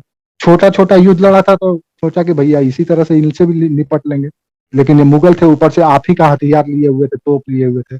तो सबसे पहला इसका स्ट्रेटेजी ये था कि ये बीच से होकर के लड़ रहा था, बीच में था। तीर इधर से लगा, बेचारा गिर गया। जैसे ही गिरा, पूरा सेना में अफरा तफरी मच गया। नहीं तो अभी युद्ध चलता, आराम से विजित हो जाता है, विजित कर लेता। लेकिन राजा ही जब, सेनापति ही जब गिर गया, तो सेना का मनोबल गिर ही जाएगा। तो सबसे पहला भूल रण कौशल का था। दूसरा जो भूल इसका था, ये था कि ये अपना कोई सक्सेसर या बैकअप प्लान नहीं रखा हुआ। आप देखिएगा, जब भी युद्ध होता है या जब भी वॉर होता है, कई प्लान होते हैं, ए प्लान, बी प्लान, सी प्लान, डी प्लान। एक प्लान अगर फ्लॉप किया, देन सेकंड प्लान आ जाता है, थर्ड प्लान आता है, इस तरह से। हेमू के पास ऐसा कोई प्लान नहीं था। ये जो था सो सर्वे सर्वा ये खुद था। होना ये चाहिए था, इसके स्ट्रेटेजी ये होने चाहिए थे कि अगर बाई द वे अगर उसकी मौत हो जाती है, या वो छत बिछत हो जाता है, या घायल हो जाता है, देन उसके पीछे कोई ऐसा व्यक्ति होना चाहिए जो मोर्चा को संभाले। यहाँ पे हेमू को समझदारी दिखाना चाहिए था कि अपने बाद आदिल शाह को रखना चाहिए था, कि अगर मेरे को कुछ हो जाता है, मुझे कुछ हो जाता है, देन आप मोर्चा संभाल लीजिएगा। लेकिन ये आदिल खां को दबा करके रखा था, खाली नाम का वो बादशाह था, अफगान सरदार था, नहीं तो बेचारा उसका कोई वैल्यू नहीं। दूसरा महत्वपूर्ण गलती इसका ये हुआ, अगर ये दोनों के दोनों चीज अगर वो पहले से ही किया होता। तीसरा, अफगानों का कोई इसका समर्थन हासिल नहीं था, क्योंकि ये अफगान, छोटे छोटे अफगान राज्यों पर भी विजय हासिल करते हुए चाह रहा था। और दूसरी बात, तीसरी बात, ये हिंदू था। इस्लाम के मानने वालों का एक स्ट्रेटेजिकल सपोर्ट हो सकता है, लेकिन एक संवेदनात्मक समर्थन जो चाहिए वो नहीं था। तो ये कुछ ऐसे कारण थे जिससे बेचारा ये एक तो अपने स्वयं से भूल भी किया, और दूसरा कुछ ऐसी परिस्थितियां थी जो इसको जीतने नहीं दी। और फाइनली बेचारा युद्ध में बैरम खां के हाथों मारा गया, और पानीपत का युद्ध मुगलों के हाथों का। एक बार और समझाइए सर, मनीषा कुमारी। एक बार फिर समझाएगी? ठीक है। ये समझा रहे थे कि किन भूलों के वजह से बैटल ऑफ पानीपत हेमू के हाथों से निकल गया। तो एक इसका रण कौशल या युद्ध कौशल में कमी था। कमी ये था कि ये जिस पद्धति से लड़ रहा था वो पद्धति गलत था। उसको पीछे से रहना चाहिए था और सेना आगे होनी चाहिए थी। आप आज भी देखो, जब भी वॉर होता है, क्या आपके सेनापति, सेना अध्यक्ष जाते हैं फ्रंट पे लड़ते हैं? पता चलेगा नहीं, वो हेडक्वार्टर में बैठे हुए हैं, बॉर्डर पे नहीं लड़ रहे हो। वो या तो दिल्ली में होंगे या फिर अमृतसर, जहां जहां कैंप है वहां का हेडक्वार्टर में अपने वो बैठे होंगे, वहां से सिर्फ डायरेक्शन देगा। जब आखिरी स्थिति आएगा, आखिरी पल आएगा, तब उसको फ्रंट पे जाना है, नहीं तो सिपाही लड़ते हैं, इधर से डायरेक्शन देना चाहिए। प्लान बी इसके पास नहीं था। प्लान बी ये होना चाहिए था कि बाय द वे अगर हमको युद्ध में कुछ हो जाता है, दिन कौन संभालेगा? जैसे हर एक परिवार में जो बिजनेस क्लास का परिवार होता है, देखना तुम, जो सक्सेसफुल बिजनेस फैमिली होता है, उसमें परिवार में एक बच्चे को या एक व्यक्ति को हमेशा अपने साथ रख करके ट्रेंड किया जाता है। छोटा सा एक दुकानदार भी होगा, या बड़े सा फर्म का मालिक या कारखाना का मालिक या उद्योग का। फर्म, कारखाना और उद्योग, ये तीनों अलग अलग टर्म है, तीनों का अलग अलग मतलब होता है, इकोनॉमिक्स में आप लोग पढ़े होंगे। तो इस लेवल पे कहीं का भी हो, सब अपना अपना एक बैकअप सक्सेसर रखता है कि बाय द वे अगर हम कुछ हो गए तो इसको सब पता होगा, ये सब संभाल ले। लेकिन हेमू इतना घमंड में था, दंभ में था कि आदिल शाह को कुछ समझता ही नहीं था। दूसरा, और जो अफगान छोटे छोटे राज्य थे, राजपूत थे, इन सबों को एक कॉन्फिडेंस में नहीं लिया, क्योंकि नया नया अभी विजय हासिल नहीं कर रहा था और चाह रहा था कि किसी भी तरह से हम शक्तिशाली होकर के सिद्ध कर दें और फिर अपना हुकूमत चलाएं। चौथा, इसका जो असला हथियार था, तोप वगैरह, वो सब के सब मुगलों के पास चले गया था और ये बेचारा तीर कमान से और तलवार से लड़ रहा था और इधर चले गया था। इनके असला, इनके हथियार इसके पास चला गया था, इन लोगों के पास। जब दुश्मन का हथियार अपने पास आ गया तो फिर क्या सोचना, पहले से भी था और मिल गया। तो इन कारणों से पानीपत का युद्ध हाथ से निकल गया। और अब इस पानीपत के युद्ध का परिणाम क्या हुआ या महत्व क्या हुआ, तो एक ही महत्व और एक ही परिणाम कि भारत में अब फिर से मुगलों की सत्ता की स्थापना, पुनः मुगल भारत के हुकूमत के दावेदार हो गए। समझ में आया यहां तक? Yes sir. तो ये रही 1556 की कहानी। अब ये 1556 से लेकर के 60 तक का जो टाइम पीरियड है, ये एक और बगावत का पीरियड है। अब ये जो पीरियड है, ये पीरियड है अकबर को, अकबर का काल है। अकबर छटपटा रहा है बैरम खां से मुक्त होने के लिए।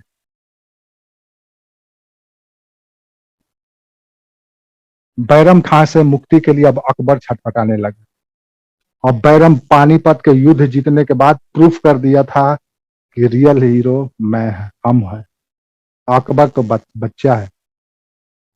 स्थिति ऐसा था कि अकबर को अपने खर्चे के लिए किसी को गिफ्ट देना है, कोई आया अकबर से मिलने के लिए या कोई उसका दोस्त है, उसको कुछ देना भी होता था। तो जैसे आपको कैसे जब तक अनएम्प्लॉय होते हैं, अंडर ग्रेजुएट होते हैं या मैट्रिक में होते हैं, तो पापा की ओर मुंह देखते हैं कि यार पापा दे दो यार, 100 रुपया दे दो पार्टी में जाना है, फोन रिचार्ज करवाना है किसी दोस्त का या किसी फ्रेंड का, या फिर वो फ्रेंड का, फ्रेंड भी तो कई तरह के होते हैं ना, तो हो सकता है वो फ्रेंड का रिचार्ज कराना हो।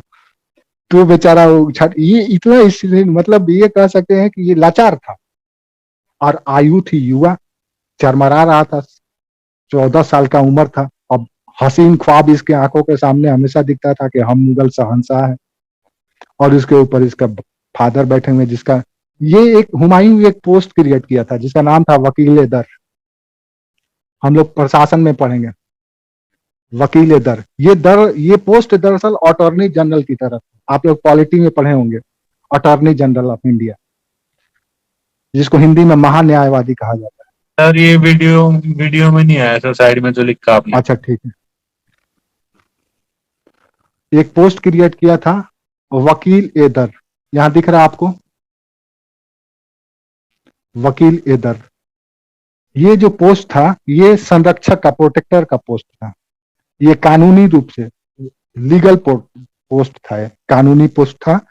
और ये पोस्ट बहुत ही प्रभावशाली पोस्ट था, जो भी व्यक्ति इस पोस्ट पे होता था, देन छदम बादशाह वही होता था। छदम बादशाह, प्रॉक्सी सम्राट या प्रॉक्सी किंग वही होता था। नाम सॉरी रियल किंग वही होता था, प्रॉक्सी कोई और होता था जो ये होता है। तो अभी के संदर्भ में अगर इसको देखा जाए तो अभी आप इसको अटॉर्नी जनरल या महान्यायवादी कह सकते हैं। महान्यायवादी या अटॉर्नी जनरल का काम क्या है? सरकार के लिए एडवोकेसी करना, सरकार के लिए कानूनी मदद करना, कानूनी सहायता करना। सरकार का कोई भी मैटर है देन फ्रंट पे इसी को खेलना है। कानून मंत्री होंगे देन इसी के सलाह से, इसी के मशवरा से सब करेंगे, क्योंकि ये लीगल एक्सपर्ट होते हैं। तो ये भी लीगल एक्सपर्ट है, वकील इधर। ये कानूनी रूप से पूरी तरह से इसके पास सत्ता है। और ये है अकबर का प्रोटेक्टर बैरम खां। पहले इसके पहले मुनीम खां था, बाद में बना बैरम। अभी जो बैरम खां है एक अजीब तरह का व्यक्तित्व वाला व्यक्ति है। ये किसी को अपने सामने चल नहीं देता। दूसरी बात, अब देखो बैरम खां का समय आता है और इतिहास परिवर्तन शुरू होता है मुगलों के काल में। क्या होता है? पानीपत के युद्ध के बाद अकबर महाशय आ गए दिल्ली, सॉरी आगरा। आगरा इनकी राजधानी हो गई, ये आगरा में रहने लगे।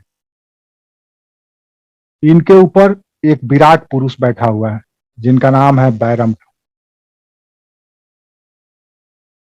बैरम खां 1556 से लेकर के 60 ईस्वी तक कई युद्ध किए और सारे युद्धों में उसने विजय हासिल की। सिर्फ 2 युद्ध को छोड़ करके, एक चुनार का युद्ध और दूसरा रणथंभौर का युद्ध। इन दोनों युद्धों को छोड़ करके 1560 तक अपने साम्राज्य विस्तार के क्रम में उसने सारे युद्ध फतह किए। उसी ने 1556 के पानीपत के युद्ध के बाद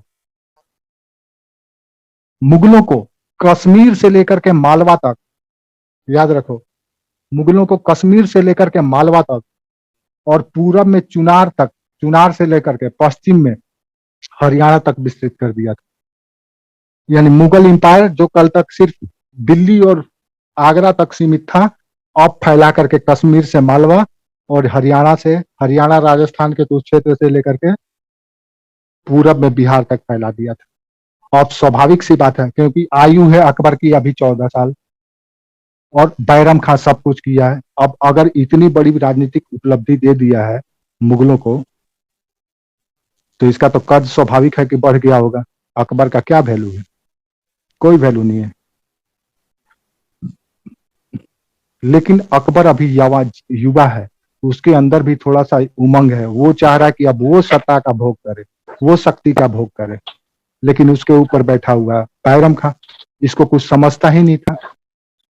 तो इसीलिए ये टाइम पीरियड जो है अकबर का बैरम खां से मुक्ति का काल है। 56 से लेकर के 60, यानी पानीपत के युद्ध से लेकर के 1560 तक का जो टाइम पीरियड है, अकबर को बैरम खां से मुक्ति के लिए संघर्ष करना है। अब इसके सामने ये चुनौती है। हमने पढ़ा था ना कि अकबर को कौन कौन से चुनौती मिलेगा, तो पहला पॉलिटिकल चुनौती इसका यही है। कोई कुछ पूछ रहा है? कोई कुछ पूछ रहा है?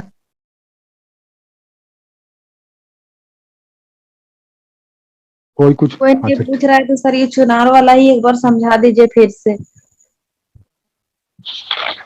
चुनार वाला हम ये बोले थे कि बैरम खां अपने पूरे कैरियर में जब तक सत्ता के फ्रंट पे खेला या सत्ता के केंद्र में रहा मुगलों का, तब तक सिर्फ 2 ही युद्ध हारा था, एक तो चुनार का युद्ध और दूसरा रणथंभौर का युद्ध। नहीं तो सारा युद्ध 1560 तक जहां जहां जिसके साथ लड़ा, छोटे छोटे थे तो उनको विजय हासिल किया था। तो इसके वजह से इसका कद बढ़ गया मुगलों में। किसने हराया था सर इसको चुनार में और रणथंभौर में? चुनार और रणथंभौर के युद्ध में हारा नहीं था, जीत नहीं पाया था, पूरी तरह से जीत नहीं पाया। चुनार में ये आदिल शाह का वंशज था और रणथंभौर में राजपूतों का, मेवात राज का। तो ये चुनार इसमें से लेकर कहाँ तक विस्तार किया था सर? चुनार बिहार यूपी में है, बनारस के बगल में। जैसे सर कश्मीर से मालवा, उसके बाद चुनार कहाँ तक? चुनार से लेकर के राजस्थान के पूर्वी सीमा तक, हरियाणा का क्षेत्र पूरा। हाँ, मतलब इतना बड़ा विस्तार क्षेत्र कर दिया था। अब अकबर को मिला हुआ इतना बड़ा हिस्सा, अब इसके अकबर क्या करेंगे, तो राजपूतों के क्षेत्र को जीतेंगे, दक्षिण में मालवा को क्रॉस करके बीजापुर का क्षेत्र भी जीतेंगे, और इधर बिहार को क्रॉस करके बंगाल को जीतेंगे। तो थोड़ा थोड़ा ही इनको बचा हुआ, बाकी सब ये पहले से जीत करके दिखा दिया है कि देख बाबू ये सब तुम्हारा अब रियासत है। समझ में आया? तो अकबर इस समय युवा है, इसके मन में भी छटपटाहट है कि अब हम सत्ता का, शक्ति का प्रयोग हम स्वयं करेंगे, न कि बाबर अकबर का। लेकिन अकबर का ये चरमराहट ऐसा विद्रोही नहीं था, इसको भड़काया गया। अकबर इसका बहुत बड़ा भक्त था, क्योंकि जो कुछ भी था अकबर का यही था। अकबर का एक तरह से दूसरा पिता की तरह था, हुमायूं की तरह अकबर को ये मानता था, अकबर के लिए कुछ भी कर सकता था। लास्ट तक जब वो मक्का के लिए निकला, तब तक वो किसी का बात नहीं मानता था। अकबर सिर्फ एक बार कहा तो उसके पास चले गया दिल्ली मिलने के लिए, और अकबर भी नहीं चाहता था कि ये छोड़ करके जाए। अकबर भी इसको 3 ऑप्शन दिया था, बात करेंगे हम लोग आगे। तो अकबर भी इसको बहुत मानता था, लेकिन अकबर को भड़काया जा रहा है कि इसके द्वारा, अत का खेल या पेटीकोट के द्वारा, महिलाओं के द्वारा। तो अकबर का पहला चुनौती है बैरम खां से मुक्ति। अब बैरम खां से मुक्ति क्यों बैरम खां इतना सबका दुश्मन हो गया, अकबर का भी दुश्मन क्यों बना, ये भी आपके मन में सवाल उठना चाहिए। तो अकबर, बैरम खां के विरुद्ध अकबर इसलिए मुक्त होना चाहता है क्योंकि अकबर को भड़काया जा रहा है। एक तो अकबर के अंदर भी बेचैनी है कि हम युवा हो गए हैं, हम सत्ता का भोग करेंगे। दूसरी ओर इसको भड़काया भी जा रहा है, किसके द्वारा? वो जो अतका खेल ग्रुप है, महामनगा, जीजीअनगा, इस तरह के लोग। महामनगा का बेटा आदम खां, जीजीअनगा का बेटा पति शमसुद्दीन, इस तरह के लोग भड़का रहे हैं इसको। इसकी माँ, खुद की माँ, इसकी माँ हमीदा बानो बेगम, ये सभी लोग चाह रहे हैं कि बैरम खां से मुक्त हो जाए, क्योंकि वो बैरम खां जब तक था तब तक इन लोगों की भी नहीं चलती थी। ये सब भी बस उस तरह थे जैसे परिवार का एक कड़क मुखिया होता है, उसी तरह से बेचारे ये लोग भी थे, चाह करके भी कुछ नहीं कर पाते थे। जैसे अभी नरेंद्र मोदी की सरकार में क्या है, कोई मंत्री, कोई विधायक, कोई सांसद चाह के भी कुछ नहीं कर पाता है। सब कुछ है, सब फैसिलिटी मिलता है, सारा सुख सुविधा है, सारी प्रतिष्ठा है, लेकिन स्वतंत्रता नहीं। सेम सिचुएशन यहाँ पे दरबार में चल रहा है। एक है अतका खेल का ग्रुप, महिलाओं का ग्रुप, दूसरा अमीरों का भी ग्रुप है। देखते हैं अब क्या क्या समस्या है, क्यों बैरम खां बागी हो गया, क्यों बैरम खां विद्रोही हो, क्यों अकबर बैरम खां का दुश्मन बन गया, ये भी बात आपको जान लेना चाहिए, क्योंकि ये नहीं समझेंगे तो फिर क्या समझे। चलिए अब देखते हैं पहला चुनौती। ये ना अकबर तक से मैदान में रिट्री आ रही है। तो अकबर का पहला पॉलिटिकल चैलेंज, बैरम खां से मुक्ति। अकबर अपने आप को सिद्ध कर रहा है। अकबर का प्रथम चुनौती। अब ये सक्रिय राजनीति में आया है, इससे पहले ये था, डमी था, सिर्फ कठपुतली था सिर्फ। अब इस फ्रंट पे खेलना शुरू कर रहा है। तो अकबर का प्रथम राजनीतिक चुनौती क्या है भाई? अकबर का प्रथम राजनीतिक चुनौती है बैरम खां से मुक्ति। अब ये बैरम खां इतना क्यों कड़वा बन गया, ये भी सवाल उठता है। कल तक तो बैरम खां अजीज था, सब कुछ था, तो बैरम खां क्यों इतना अलोकप्रिय हो गया? अब आपको ये भी समझना चाहिए। 1 मिनट थोड़ा सा रुक जाइए, स्याही डाल लेंगे। यहां तक किसी को कुछ डाउट है तब तक पूछ सकता है। ये आप लोग को होमवर्क मिलने वाला है, ध्यान से सुन लो। पानीपत का युद्ध क्यों हुआ, पानीपत का युद्ध कैसे जीता गया, ये अपने आप में सवाल है। 150 वर्ड्स में आपको लिखना है, ठीक है? अब सवाल ये, हाँ, अब से सवाल ये उठता है कि बैरम खां के विरुद्ध अकबर क्यों हो गया, क्यों इसके खिलाफ सभी लोग हो गए? तो एक एक कारण आपको देखना है। तो सबसे पहला कारण जो बैरम खां के खिलाफ शुरू हुआ, वो बैरम खां का व्यक्तित्व था। आपको पता ही, हम पहले ही बता चुके हैं, किसी भी सुल्तान या बादशाह के पॉलिटिकल इनिशिएटिव को समझना है, उसके निर्णय को, उसके व्यवहार को, उसके फैसले को समझना है, देन आपको व्यक्तित्व को समझ लेना हो। व्यक्तित्व समझ लेंगे तो समझ लीजिए कि उसी तरह का हुआ आचरण और व्यवहार, ये भी कुछ उसी तरह से। अब इसका व्यक्तित्व कैसा है? इसका व्यक्तित्व में 3-4 चीज मिलता है। एक तो ये दम्भी है, प्राउडी है, क्रोधी है और ब्रुटल भी है, निरसंस भी है। ये 3 चीज इसमें है, दम्भी है, प्राउडी है और निरसंस भी है। ये इसका एक पहला व्यक्तित्व है जो इसका पतन का कारण बना। साइड लिखिए ना, नहीं पता चल रहा है सर, थोड़ा सा इधर से लिखिए। सर ये नरसंस मतलब क्या होगा? हाँ, नरसंस मतलब क्या होगा? निरसंस मतलब ब्रुटल, अच्छा मतलब उसके अंदर कोई भी दया माया नहीं है। जी। हाँ, उसके अंदर कोई भी दया माया नहीं है कि किसी के प्रति दया है। ठीक है, इधर लिख देते हैं। तो जी सर। हाँ, व्यक्तित्व देख लो इसका कैसा है।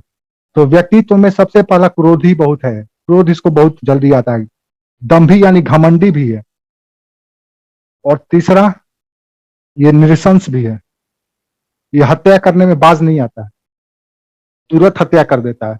और बहुत लोगों को हत्या किया, तारदी बेग की हत्या की है, हेमू को मार दिया। अकबर नहीं चाहता था लेकिन ये किया, और भी कई लोगों को मारेगा। जहां दूसरी बात, ये धर्म से इसके सिया, दयाहीन भी कह सकते हैं क्या? हाँ दयाहीन कह सकते हैं, दयाहीन कह सकते हैं। ईर्ष्यालु भी है। आप कूर लिख लो ना, दम निरसंस के जगह पे कूर लिख लो। कूर तो समझ में आ गया, कूर तो समझ में आया होगा। कूर, सर क्रूर आ जाएगा, क्रूर के सारे वो आ जाते हैं। ठीक है सर। हाँ क्रूर, हाँ बोलो।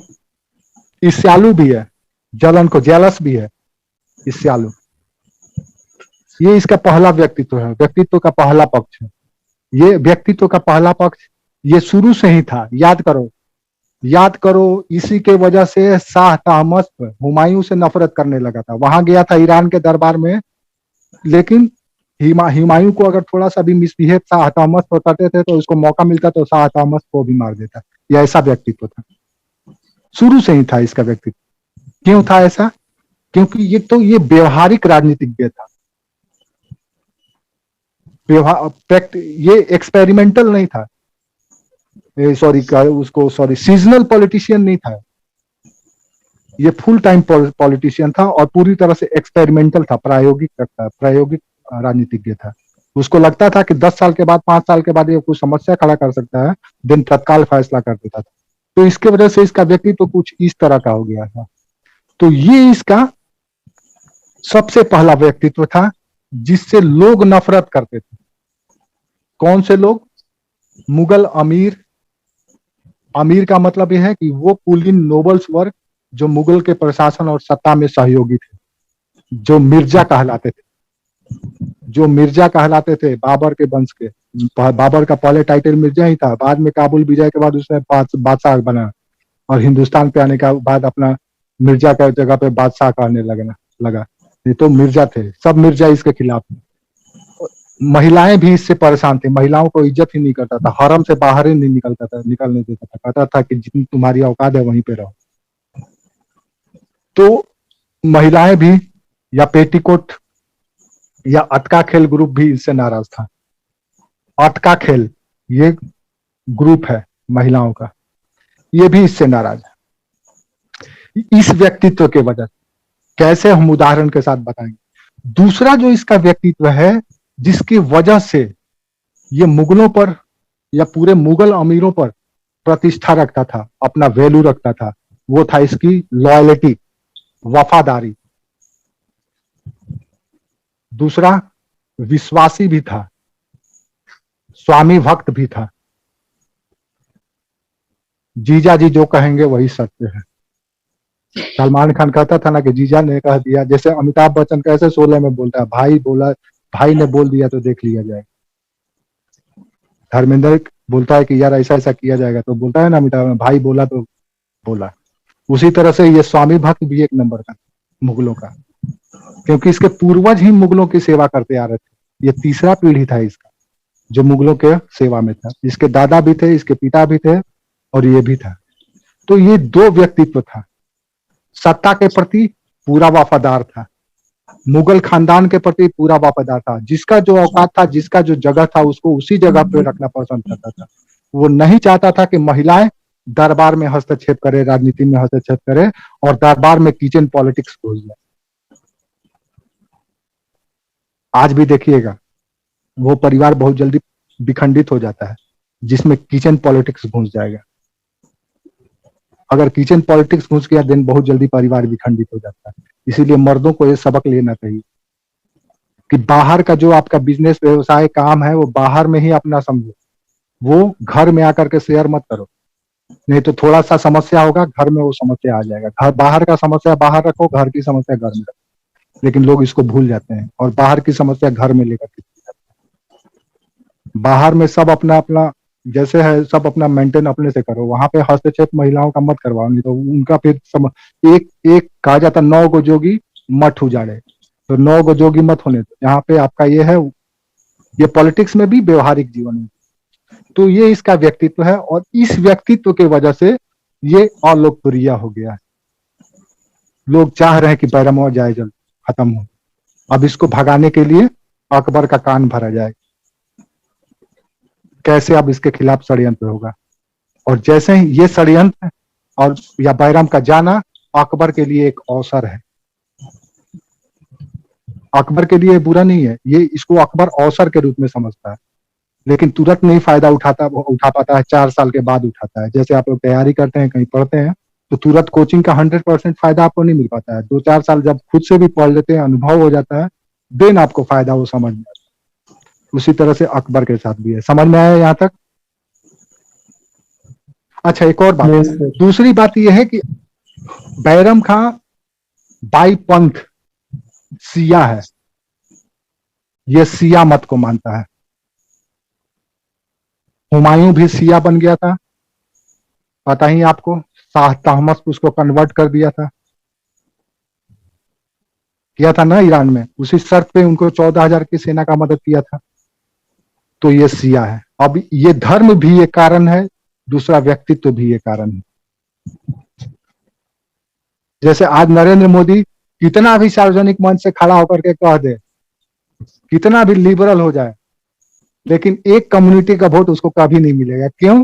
क्योंकि एक तो उसका व्यक्तित्व, एक तो करेला, ऊपर से नींद चढ़ा।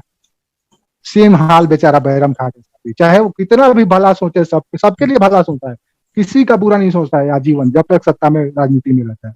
लेकिन फिर भी क्योंकि इसका व्यक्तित्व नहीं है ऐसा भैया, ये नफरत का कारण होता है। और सफल पॉलिटिशियन थोड़ा सा फ्लेक्सिबल होना चाहिए, लेकिन ये पूरी तरह से रिजिड है। समझ में आ गया? व्यक्तित्व क्यों हम पढ़ रहे हैं? क्योंकि अकबर को मुक्त होना है बैरम खां से। 2 मिनट का ब्रेक देंगे आप लोग, हम पानी पी लें। कंटिन्यू बोले हम, शायद 1 घंटा हो गया। कितना हुआ टाइम, कितना हो रहा है? अच्छा 7:15 हो गया। हो गए। अरे वाह, ठीक है, 10 मिनट रुक जाइए। Sorry 2 minute.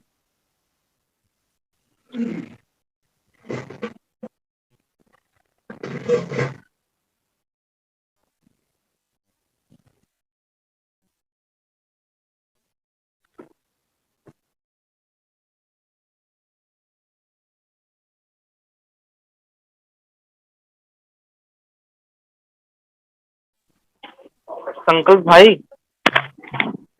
हेलो। हाँ बोलो। हाँ संकल्प भाई, क्या है वो जो सर क्वेश्चन दिए थे आप किए हैं क्या? हाँ किया हुआ है मैंने। लेकिन किसी ने ग्रुप में क्यों नहीं भेजा? मैं भी किया था लेकिन किसी ने नहीं भेजा, इसलिए मैंने नहीं भेजा। अच्छा हाँ भेज दूंगा। हाँ ठीक ये है यार ठीक है, भेज दूंगा। सर से एक क्वेश्चन ये कर देना यार, सब लोग जो ग्रुप में पर्सनल चैट करते हैं ये थोड़ा प्रॉब्लम सी लगती है। नहीं शायद वो लोग अभी ग्रुप में नहीं है। नहीं यार, अभी लेकिन भी हाँ है वो सब। जी, वो लोग इस ग्रुप में नहीं है, क्लास अटेंड करें क्या? वो लोग कन्वर्सेशन करते हैं, जो लोग न्यू ज्वाइन होते हैं ना, न्यू ज्वाइनिंग वाले, वो लोग पूछते हैं बीच बीच में, तो उन्हीं की वजह से थोड़ा डिस्टरबेंस होता है, बाकी कुछ नहीं है। नहीं सही है सही है। ये 5 से 6 बजे तक ग्रुप खोल दिया था, बाकी बंद ही रहेगा तो बेटर रहता है। सर से ये कुछ का तो कहना पड़ेगा सर। बिल्कुल नहीं, किसी को चलिए कुछ ठीक है कहने की जरूरत यार, नहीं, मैं 2 दिन से परेशान क्लास होइए। अटेंड कर पाया था कल परसों का। क्यों? चलिए ठीक, कोई बात नहीं यार। ओके ओके ठीक। संकल्प भैया, हाँ कहिए। भैया जो मैसेज किए थे ना, हम किए थे आपको कि कब, आपने कौन सा मैसेज? आपको पर्सनली जो मैसेज किए थे, पर्सनल? जो मैंने मीनू आपको, क्या लिखा हुआ था? हाँ। मनीषा। अच्छा मनीषा, ओके। भैया एक क्वेश्चन था। अच्छा सर तो पानी पीने गए। जो ये व्यक्तित्व बताए हैं, ये अकबर का बताए हैं कि बैरम खान का बताए हैं?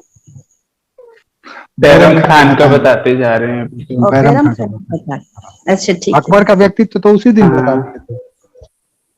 अकबर का व्यक्तित्व उस दिन बताए थे ना। उसी दिन तो बताए। हाँ, अकबर का बता चुके हैं। हाँ। अब आइए देखते हैं कि बैरम खान से लोग क्यों नफरत कर रहे हैं और क्यों अकबर भी उस नफरत में शामिल है। तो आपको व्यक्तित्व तो पता चल गया है, अब उस व्यक्तित्व का एग्जाम्पल देख लीजिए। आपसे पूछा जा सकता है कि भारत की मुगल राजनीति में बैरम खां का पतन क्यों हुआ और कैसे अकबर के लिए अवसर बना। हम क्वेश्चन जब देंगे तब आपको समझ में आएगा कि कई तरह के सवाल वहां से मेंस में बन सकते हैं, पीटी में भी कई सवाल यहाँ से पूछेंगे। तो आइए देखते हैं कि बैरम खान नफरत का केंद्र क्यों बने। सबके लिए ये असहनीय हो गया, नाकाबिले बर्दाश्त हो गया। तो बैरम खां के पतन का कारण सबसे पहला तो इसका जो व्यक्तित्व आपको पता ही है। ये जो फैसला लेता था तत्काल लेता था, निर्मोही की तरह, ब्रूटल की तरह। इसने कई उदाहरण पेश किए थे, जैसे जब दिल्ली छोड़ करके तारदी बेग भागा था, पंजाब गया था, तो आ करके बैरम खां और अकबर को कहा कि भैया अब छोड़ करके चलो काबुल। सभी अमीरों को भी अपने पक्ष में ले लिया, बोला भारत की स्थिति सही नहीं है, अब हम लोग को यहाँ से भागना पड़ेगा। पंजाब में सिकंदर सूर भी अफरा तफरी मचा रहा था, तो कहने लगा कि सब चलो। ऐसी स्थिति में बैरम खान ने अपने दृढ़ निश्चय से, अपने भविष्य दृष्टा से ये फैसला लिया कि बैरमवा को, तारदिगवा को मार दिया जाए, दिन सब के सब शांत हो जाएंगे। तो उसने उसी समय तारदी बेग की हत्या करा दी थी। तारदी, ये 1556 के पानीपत के युद्ध से पहले ही उसने तारदी बेग की हत्या करा दी थी।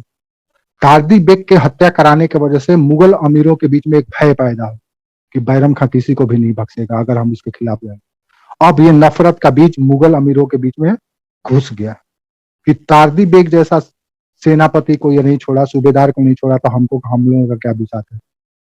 उसके वजह से अब इनके मन में दुश्मनी का भाव पैदा हो गया। दूसरा, इसने एग्जाम्पल दिया हेमू की हत्या कर। हेमू की हत्या भी लोगों में, मुगल अमीरों में भय पैदा कर, और पूरी तरह से मुगल अमीर आश्वस्त हो गए कि बैरम खां को अगर मौका मिलेगा, अगर उसके राजनीतिक महत्वाकांक्षा में हम लोग थोड़ा सा भी रोड़ा बनेंगे, देन हमारी हत्या हो जाएगी। इसलिए बैरम खां अब किसी के लिए भी डर का विषय बन गया था, और आज के समय में भी डर का ही बाजार है। सब कुछ डर से ही चलता है। आप जितना विश्व बाजार देख रहे हैं ना, सब के सब डर पे केंद्रित। ये हॉर्लिक्स पीजिए, नहीं तो 30 साल के बाद उम्र कमजोर, हड्डी कमजोर हो जाएगा। बॉर्नविटा पीजिए, नहीं तो आपका बच्चा लंबा नहीं होगा। फेयर एंड लवली बनाए लगाइए, नहीं तो आप गोरा नहीं होंगे। सारा का सारा मार्केट है डर का। बैरम खां उस समय कर रहा था डर का राजनीति, डर पैदा कर रहा था। आज भी डर की राजनीति की जाती है, डर का इकोनॉमी किया जाता है। अगर डर हट जाएगा, देन कुछ भी नहीं है। आपको डर है कि सामाजिक प्रतिष्ठा नहीं मिलेगा, पैसा का कमी हो जाएगा, भविष्य सुरक्षित नहीं रहेगा, इसीलिए आप आईएएस की तैयारी कर रहे हैं। तो डर है तो सब कुछ है। तो ये डर सबसे पहला कारण था बैरम खां के प्रति दुश्मनी पैदा करने का। समझ में आया? दूसरा कारण था कि इसी डर के कारण से अब लोग बैरम खां के खिलाफ कॉन्स्पिरेसी शुरू कर दी, षड्यंत्र शुरू हो गया। दरअसल षड्यंत्र यहाँ पर 3 तरह का था, 2 तरह का था। एक था मुगल अमीरों का षड्यंत्र और दूसरा था अतका खेल का षड्यंत्र। अतका खेल यानी महिला ग्रुप का षड्यंत्र। ये अमीर अमीर यहाँ पे दो तरह के थे, एक ईरानी अमीर था और दूसरा अमीर तुरानी ग्रुप था। दो ग्रुप था मुगलों के दरबार में। अक्सर आप देखिएगा चाहे कितना भी पार्टी अच्छा पार्टी हो, सक्सेसफुल पार्टी हो, पॉलिटिशियन पार्टी हो, पॉलिटिक्स पार्टी हो, उसमें ग्रुपिज्म हो ही जाता है। आप अपने क्लास में भी देखिएगा तो आपके क्लास में भी ग्रुप बन जाता है। समान विचारधारा वाला लोग एक तरफ पोलराइज हो जाएंगे, एंटी आइडियोलॉजी वाले वो अलग पोलराइज हो जाएंगे। ये मानव प्रवृत्ति है। तो अकबर के दरबार में भी ग्रुपिज्म शुरू हो गया था, क्योंकि अकबर अभी नादान था, बच्चा था। मेन था बैरम खां। तो बैरम खां के व्यवहार के, व्यक्तित्व के वजह से मुगल दरबार में गुटबाजी शुरू हो गया, और जहां गुटबाजी शुरू हो गया तो समझ लीजिए वहां पर पतन शुरू हो जाएगा। जहां पे पॉलिटिक्स होगा तो चलेगा, जहां डिप्लोमेसी घुस गया तो दिक्कत हो जाएगा। और डिप्लोमेसी षड्यंत्र के बूते ही चलता है, षड्यंत्र उसका। तो मुगलों के दरबार में षड्यंत्र शुरू हुआ। ईरानी गुट का प्रमुख था ही, ईरानी गुट का ही था बैरम खां, और बाकी जो लोग थे, कई ऐसे लोग थे जो ये थे। अब सवाल ये उठता है कि इसमें कौन कौन सा शामिल था। तो इसमें, इस ग्रुप में, अतका खेल के ग्रुप में कुछ महिलाएं थी महत्वपूर्ण। दूसरा ग्रुप में इसमें थी महामनगा, जो धाय माँ थी, किसका, अकबर की। दूसरा इसका पुत्र आदम खां। दूसरा जीजी अनगा।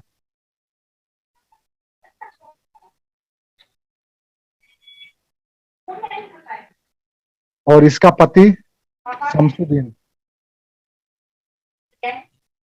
तीसरा था हमीदा बानो बेगम, इसकी मां भी शामिल थी, हमीदा बानो बेगम। ठीक है।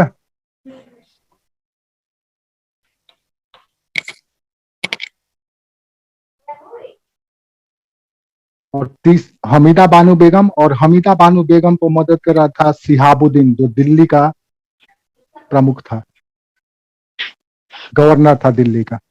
ये एक ग्रुप काम कर रहा था बैरम खां के खिलाफ। क्यों? क्योंकि इसका व्यक्तित्व ही ऐसा था।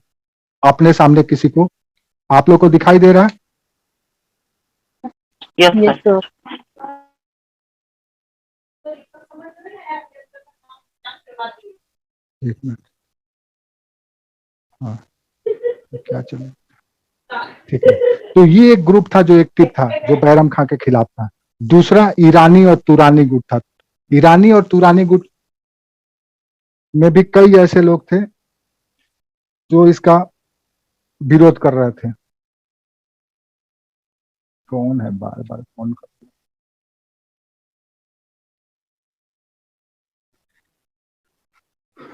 तो गुटबाजी यहां से शुरू हो गया था। दूसरा जो गुटबाजी था, ये गुटबाजी को और हवा देने वाला था शिया और सुन्नी का विवाद। शिया सुन्नी का विवाद उस समय भी था, आज भी चलता है। इस्लाम में, इस्लाम का जो दूसरा सबसे बड़ा दुश्मन है सुन्नी का शिया। पाकिस्तान में देखिएगा अक्सर बम ब्लास्ट हो जाता है। क्यों हो जाता है? क्योंकि वहां पे शिया सुन्नी विवाद। बुत पूजकों के बाद अगर कोई सबसे बड़ा दुश्मन है इस्लाम का तो वो है शिया। बहुसंख्या सुन्नियों का है, अल्पसंख्यक माइनॉरिटी में है शिया। तो शिया सुन्नी का विवाद वहां भी अकबर के दरबार में। अब शिया सुन्नी का विवाद इसलिए होता है क्योंकि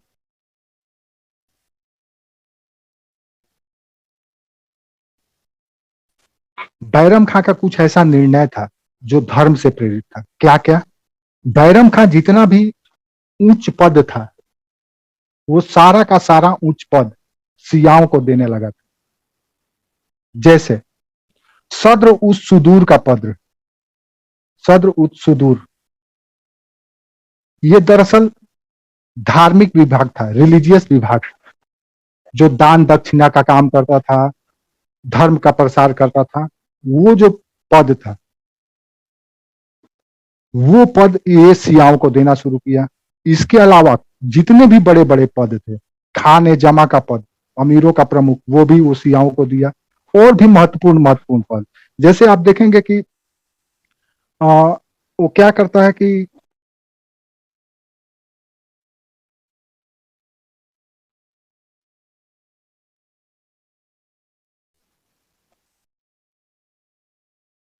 बैरम खां के दिल्ली पर नियंत्रण करने से पहले जो सदर सदूर का पद था वो मोहम्मद गौस के पास था, जो शिया था। मोहम्मद गौस शिया था, लेकिन मोहम्मद गौस को हटा करके शेख गदई को ये सदर सुदूर बना देता है। ये सबसे बड़ा भूल था इसका। अब धार्मिक प्रमुख भी शिया को बना दिए, यानी कि भारत में अब शिया धर्म का हुकूमत चले, ऐसा उस धर्म दरबार में रहने वाले लोगों को लगने लगा। दूसरी ओर जो खाने जमा का पोस्ट था, अब ये सब धार्मिक मुद्दा है। इस मुद्दे की वजह से अमीर भड़क रहे हैं, जिस मुद्दे की वजह से अच्छा खेल भड़कने वाला है। किसी का माई कौन है? खाने जमा का पद, ये पद भी वो शिया को दे देता है। तीसरी बात, जब जो तारदी बेग की हत्या की गई थी, तारदी बेग सुन्नी था। ये भी इसके लिए चुनौतीपूर्ण था। ये भी लोगों को मतलब लगा कि भाई ये शियाओं को चुन चुन करके मार रहा है। चौथी बात, अमीरों ने अकबर का कान भरना शुरू किया। बैरम खां, कामरान का पुत्र, जो कि शिया धर्म को मानता था, वो चाहता है कि कामरान का पुत्र दिल्ली का बादशाह बने, न कि अकबर। ऐसा अमीरों ने अकबर को समझाया कि देखो किस तरह से शियाओं को भरा जा रहा है, किस तरह से पूरी सत्ता शिया के कब्जे में लाया जा रहा है। और कोई ना कोई ऐसा एक्सक्यूज लाया जाता है अकबर के सामने जिससे अकबर भी भड़क जाता था कि यार ऐसा कैसे हो सकता है। तो ये कान भरा गया अमीरों के द्वारा कि कामरान का पुत्र आपको रिप्लेस करेगा, आपके जगह पर आएगा, क्योंकि वो वीडियो रुका हुआ है मेरा। No sir, continue. अच्छा, किसको कोई मैसेज किया कि सर वीडियो आपका पॉज है? सर बीच में अटक रहा है सर। अच्छा अच्छा, ठीक है, बीच बीच में हो सकता है। आपका डाटा है फोन में? वाईफाई कनेक्टेड है सर। ओ, तब तो ऐसा नहीं होना चाहिए। तो ये तीसरा वजह था जिसके वजह से बैरम खां के खिलाफ षड्यंत्र हुआ। अब ये बाहर का षड्यंत्र है, बात का खेल का अलग, अमीर गुट का अलग और धर्म का अलग। अब आया अकबर की बारी कि अकबर क्यों नाराज हो गया है इससे, जिसके वजह से इसके खिलाफ इससे मुक्ति चाहिए। अब बैरम खां के व्यक्तित्व का चौथा प्रभाव पड़ता है जो अकबर को विरोधी बना देता है। अकबर किस वजह से नाराज होता है ये भी जानना पड़ेगा, क्योंकि अकबर ही केंद्र है, अकबर ही सब कुछ करेगा। तो अकबर के लिए ऐसे समझ लो कि अकबर एक कठपुतली की तरह है। क्या करता था बैरम खां कि कोई भी निर्णय लेना होता था तो वो स्वयं से निर्णय ले लेता था। बैरम स्वयं से निर्णय लेता था, क्योंकि बेचारा अकबर अभी बालक था। निर्णय लेने के बाद सिर्फ और सिर्फ अप्रूव करने के लिए या ऑफिशियल हस्ताक्षर कराने के लिए अकबर के पास भेज देता था कि हस्ताक्षर कर दे बच्चा, तो वो बेचारा बच्चा कर देता था। दूसरी बात, अकबर को हर एक छोटे मोटे चीज के लिए बैरम का मुंह देखना पड़ता था। अगर उसको अपने खर्च के लिए भी पैसा चाहिए, देन बैरम खां देगा तो बेचारा वो खर्च करेगा, नहीं देगा तो मुंह ताकता रह जाएगा। तीसरा, अकबर का एक महावत था, जो हाथी अकबर का देखता था। बैरम खां उससे नाराज हो गया था एक बार और उसकी हत्या करवा दी थी, तो जो उसकी अकबर का सबसे प्रिय था। तो महावत की हत्या, ये सब हम पढ़ रहे हैं, बात कर रहे हैं कि अकबर क्यों भड़का था। अभी तक ये लोग क्यों भड़क रहे थे ये तो पता चल गया। तो अकबर दूसरा तीसरा कारण महावत की हत्या अकबर की। इससे अकबर को बुरा लगा, तकलीफ लगा कि यार मेरे इर्द गिर्द के सभी लोगों को किया जा रहा है। चौथा, अकबर की जो धाय माँ थी महामनगा, उसका पुत्र आदम खां इसको भी मार देता है। नहीं, आदम खां की हत्या नहीं करता है, सॉरी, आदम खां की हत्या तो अकबर स्वयं करवाता है। तो ये 3 ऐसे प्रमुख वजह थे। अच्छा, चौथा, अकबर को यह भी बताया जा रहा था कि आपको हटा तो दिया। नहीं बताए सर, महामंगा का भी तो पुत्र का क्या नाम पता है? आदम खां। हम तो आदम खान को तो नहीं मारते, वो तो खुद अकबर ही मारते थे। उससे क्या अकबर वो उनका पुत्र भी था का? महामंगा का और भी एक पुत्र था क्या? किसका पुत्र बाबू? अभी आप बताए ना कि उनका एक पुत्र, तो नहीं उनका नहीं पुत्र तो अकबर, तो मतलब नहीं, मिस्टेक से हो गया। वो अभी हम मिस्टेक से, वो अकबर ने ही हत्या कराया था। आदम खां की हत्या अकबर ने स्वयं की थी। हम तो खुद ही करता है। स्वयं किला से उसको फेंक देता है। जी जी जी। हाँ, तो आदम खां की हत्या नहीं। ये 3 ऐसे, और चौथा ये था कि इसको हटा करके कामरान के पुत्र को बैठा दिया जाए। ये 4 ऐसे प्रमुख कारण थे जिसके वजह से अकबर भी इससे भड़का था। एक तो पूरी तरह से युवा हो रहा था, अब इसको स्वतंत्रता चाहिए था, संप्रभुता चाहिए था, शक्ति का भोग चाहिए था, सत्ता का भोग चाहिए था, और जब तक बैरम खां रहता तब तक होता नहीं। आसपास जितने अधिकारी नियुक्त किए जा रहे थे सब के सब बैरम खां के भक्त वाले, सब के सब सिया, और जो बाकी अमीर थे जो अकबर से नजदीक होते थे तो तुरंत वो मरवा देता था, उसके खिलाफ भड़का दिया जाता था। ऐसी स्थिति में बैरम खां अलोकप्रिय हो गया। अब कहानी कैसे शुरू हुआ? कहानी शुरू हुआ दरअसल बैरम खां, सॉरी, अकबर माँ का तबीयत का बहाना बना करके पहले तो दिल्ली जाता है बैरम खां से मुक्ति के लिए। उसको पता है कि अगर यहाँ पे रहेंगे आगरा में तो बैरम खां हमको कभी भी कुछ भी कर सकता है, ऐसा उसके मन में हो गया था। नहीं तो बैरम खां आजीवन अकबर का वफादार रहा, उसके मन में अकबर के प्रति कोई नफरत नहीं था। ये बात फरिश्ता भी कह रहा है, ये बात अबुल फजल भी कह रहा है, ये बात बदायूनी भी कह रहा है।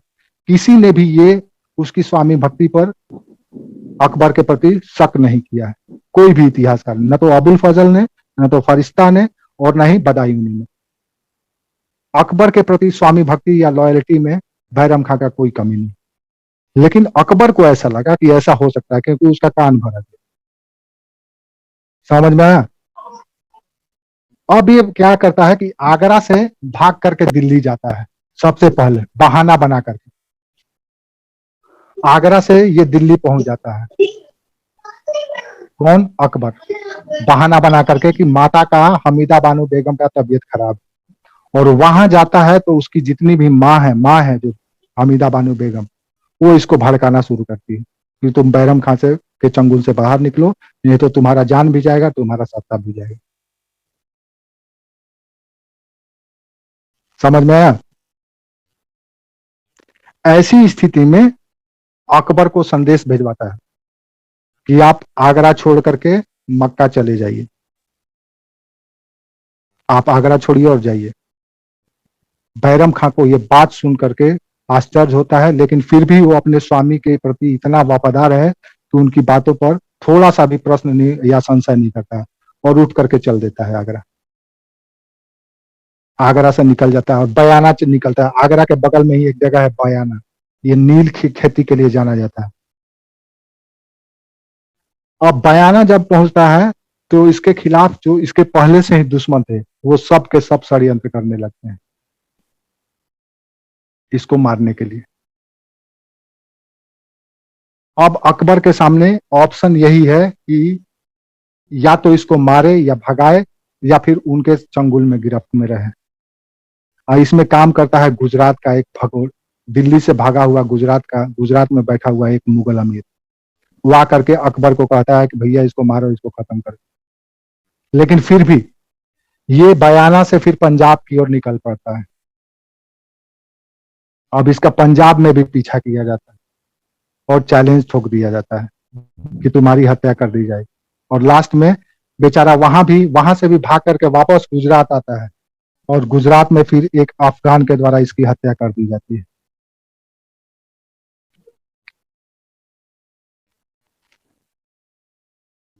मुबारक खान नूहानी के द्वारा 1561 को। मुबारक खां नूहानी, इसके द्वारा बैरम खां की हत्या कर दी जाती है। बैरम खां की हत्या और अकबर बैरम खां से मुक्त। तो सर बैरम खां, गुजरात बोले, हाँ बोलो।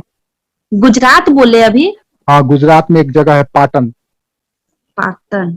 पाटन में एक नूहानी सरदार है, नूहानी यानी अफगानी, वही बैरम खां की हत्या कर देता है। बैरम खां की हत्या अगर नहीं की जाती देन समस्या खड़ा हो जाता है। कभी भी ये फ्री नहीं हो पाते, न तो अकबर फ्री हो पाता, न तो अतका खेल का ग्रुप फ्री हो पाता है। तो बैरम खां को किसी भी तरह से, तो और बैरम खां इसके लिए स्वयं भी जिम्मेवार था। अगर उसका व्यक्तित्व थोड़ा सा भी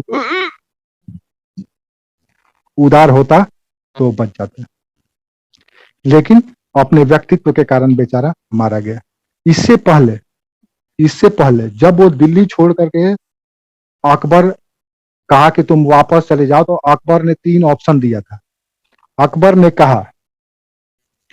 ने 3 ऑप्शन दिया था बैरम खां को, अवसर दिया था, लेकिन बैरम खां बड़ी स्वाभिमानी, ये भी सुन ही लो। अकबर ने 3 ऑप्शन दिया था, कहा था कि कालपी और संभल का तुम गवर्नर बन जाओ,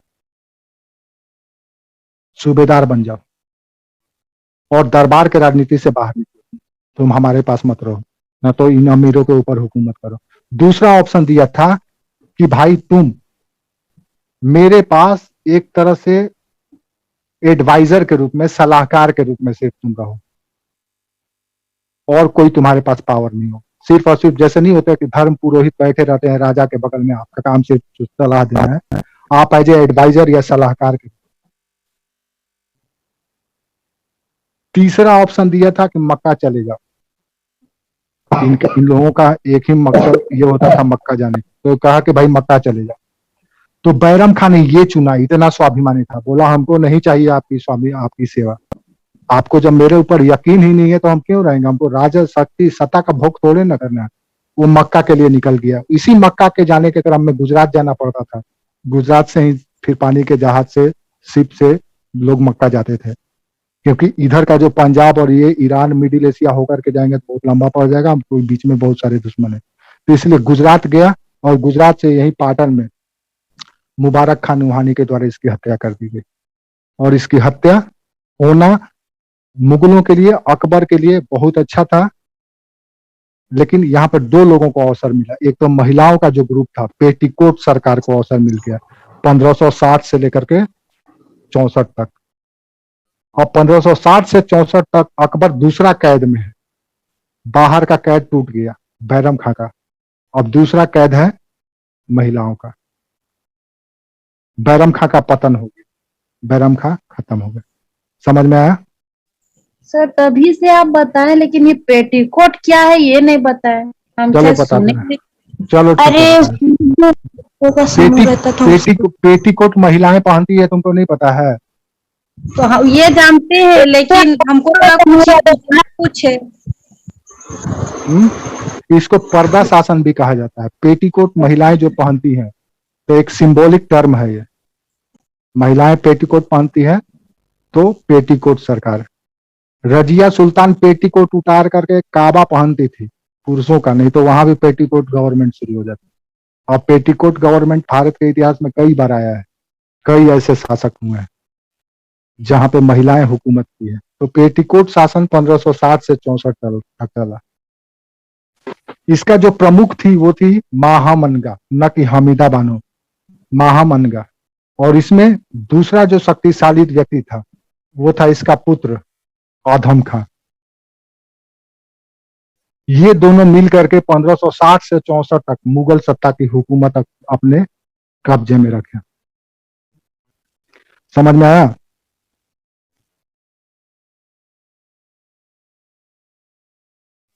ये सर ऑल डन सर, ये आज ही कंटिन्यू करेंगे?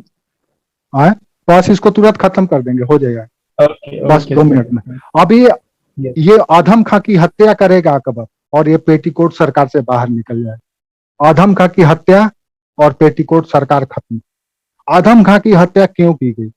तो आधम खां अपनी सत्ता, अपनी शक्ति को बनाए रखने के लिए, याद रखो महामनगा के मन में हमेशा रहता था कि अकबर को खत्म करके मुगल सत्ता का आधम खां को दिलाना है। इसने अकबर पर 2 बार दिल्ली में अटैक करवाया था चुप करके, 2 बार। सार्वजनिक कहीं यात्रा पे था अकबर तो उसके ऊपर तीर से हमला किया गया 2 बार, वो महामंगा के द्वारा ही करवाया गया। तो अधम खां की हत्या की गई। अधम खां की हत्या अकबर के द्वारा इसलिए की गई क्योंकि जीजी अनगा का जो पति था शमसुद्दीन, शमसुद्दीन अकबर के करीबी हो गया था। उसकी हत्या दूर करने के लिए अकबर से और अपना प्रभुत्व स्थापित करने के लिए अधम खां ने इसकी हत्या कर दी। इससे गुस्सा होकर के अकबर ने इसको किला से ही नीचे फेंकवा दिया था, और जैसे ही फेंकवाया ये इसके मरने की वजह से महामंगा पूरी तरह से टूट गई कि अब किसके लिए जिए, सब कुछ तो इसी के लिए कर रहे थे। देन वो टूटी और कुछ ही दिनों के बाद मर गई। और जैसे ही वो मरी देन ये पूरा का पूरा पेटीकोट सरकार जो 4 वर्षों तक अकबर के चारों तरफ फैला हुआ था, घिरा हुआ था, वो भी खत्म हो जाता है और फाइनली अकबर का व्यक्तित्व निखर करके सामने आता है। बोलो। पेटीकोट सरकार का मतलब आपने बताया महिलाओं का शासन था? महिलाओं का शासन, हाँ महिलाओं का शासन। Okay sir. महिलाओं का जी सर। हाँ? वही कैसी महिला जो अकबर के दरबार में रहती थी वही शासन करती अकबर के, थी? हाँ अकबर के दरबार में कुछ महिलाएं थी ना, महामंगा, जीजी अनगा और हमीदा बानो बेगम और कुछ पटरानियां, ये सब के सब मिल करके हरम में षड्यंत्र किया करती थी। अकबर को अपने अनुसार कहती थी करने के लिए, इनको नियुक्त करो, उनको नियुक्त करो, इनको ये पोस्ट दो, उनको वो पोस्ट दो। तो 4 वर्षों तक। अभी उम्र कितना था बेचारा का? उस समय 17 साल का हुआ था, ये अभी 21-22 साल का हुआ है। तो 21-22 साल की उम्र में माँ के कब्जे में है, जैसा हम पहले ही बोले थे। अब जैसे ही 22 साल का होगा तो माँ के कब्जे से भी बाहर निकल, अब रियल बादशाह बनेगा, रियल अपने व्यक्तित्व को प्रूव करेगा। माइक ऑफ करो, किसी का माइक ऑन। अब इसको मौका मिलेगा आगे। तो आज का कहानी इतना है। तो 3 चीज आपने पढ़ा, पानीपत का युद्ध, बैरम का विद्रोह और पतन, और पेटीकोट सरकार से बाहर निकल। पेटीकोट सरकार राजनीति में एक तरह का न्यू एक्सपेरिमेंट था, हालांकि मुगलों के लिए इससे पहले भी था, लेकिन मुगलों के दरबार में एक नया एक्सपेरिमेंट था।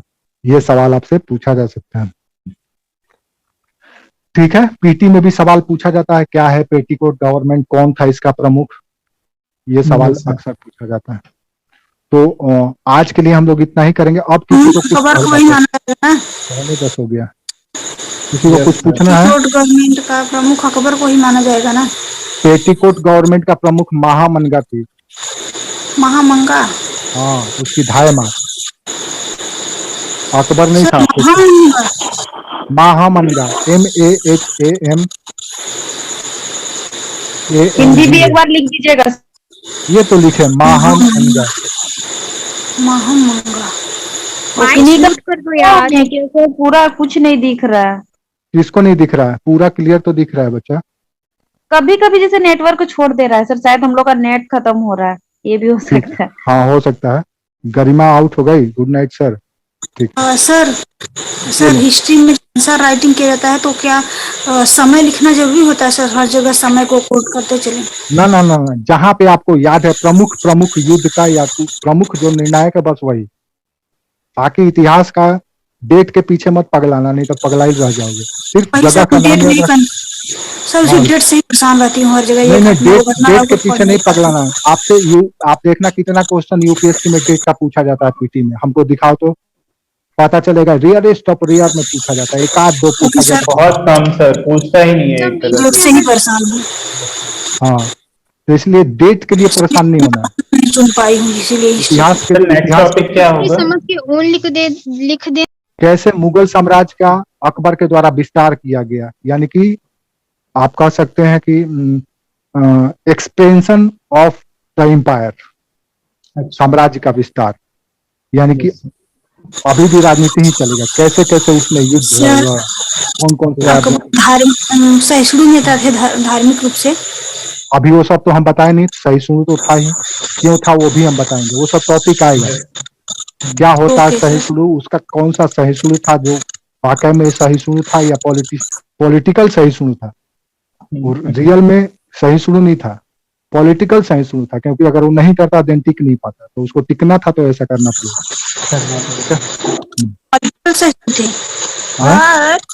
हाँ सर। सुनिए ना, आज आप बोले थे कि संडे को सिलेबस पे डिस्कस करेंगे, तो भी याद आया हमको। अच्छा, अच्छा, हाँ हाँ, सही याद ये आया। बोलो, आप लोग बताओ, कब मिलना है संडे को आप लोग?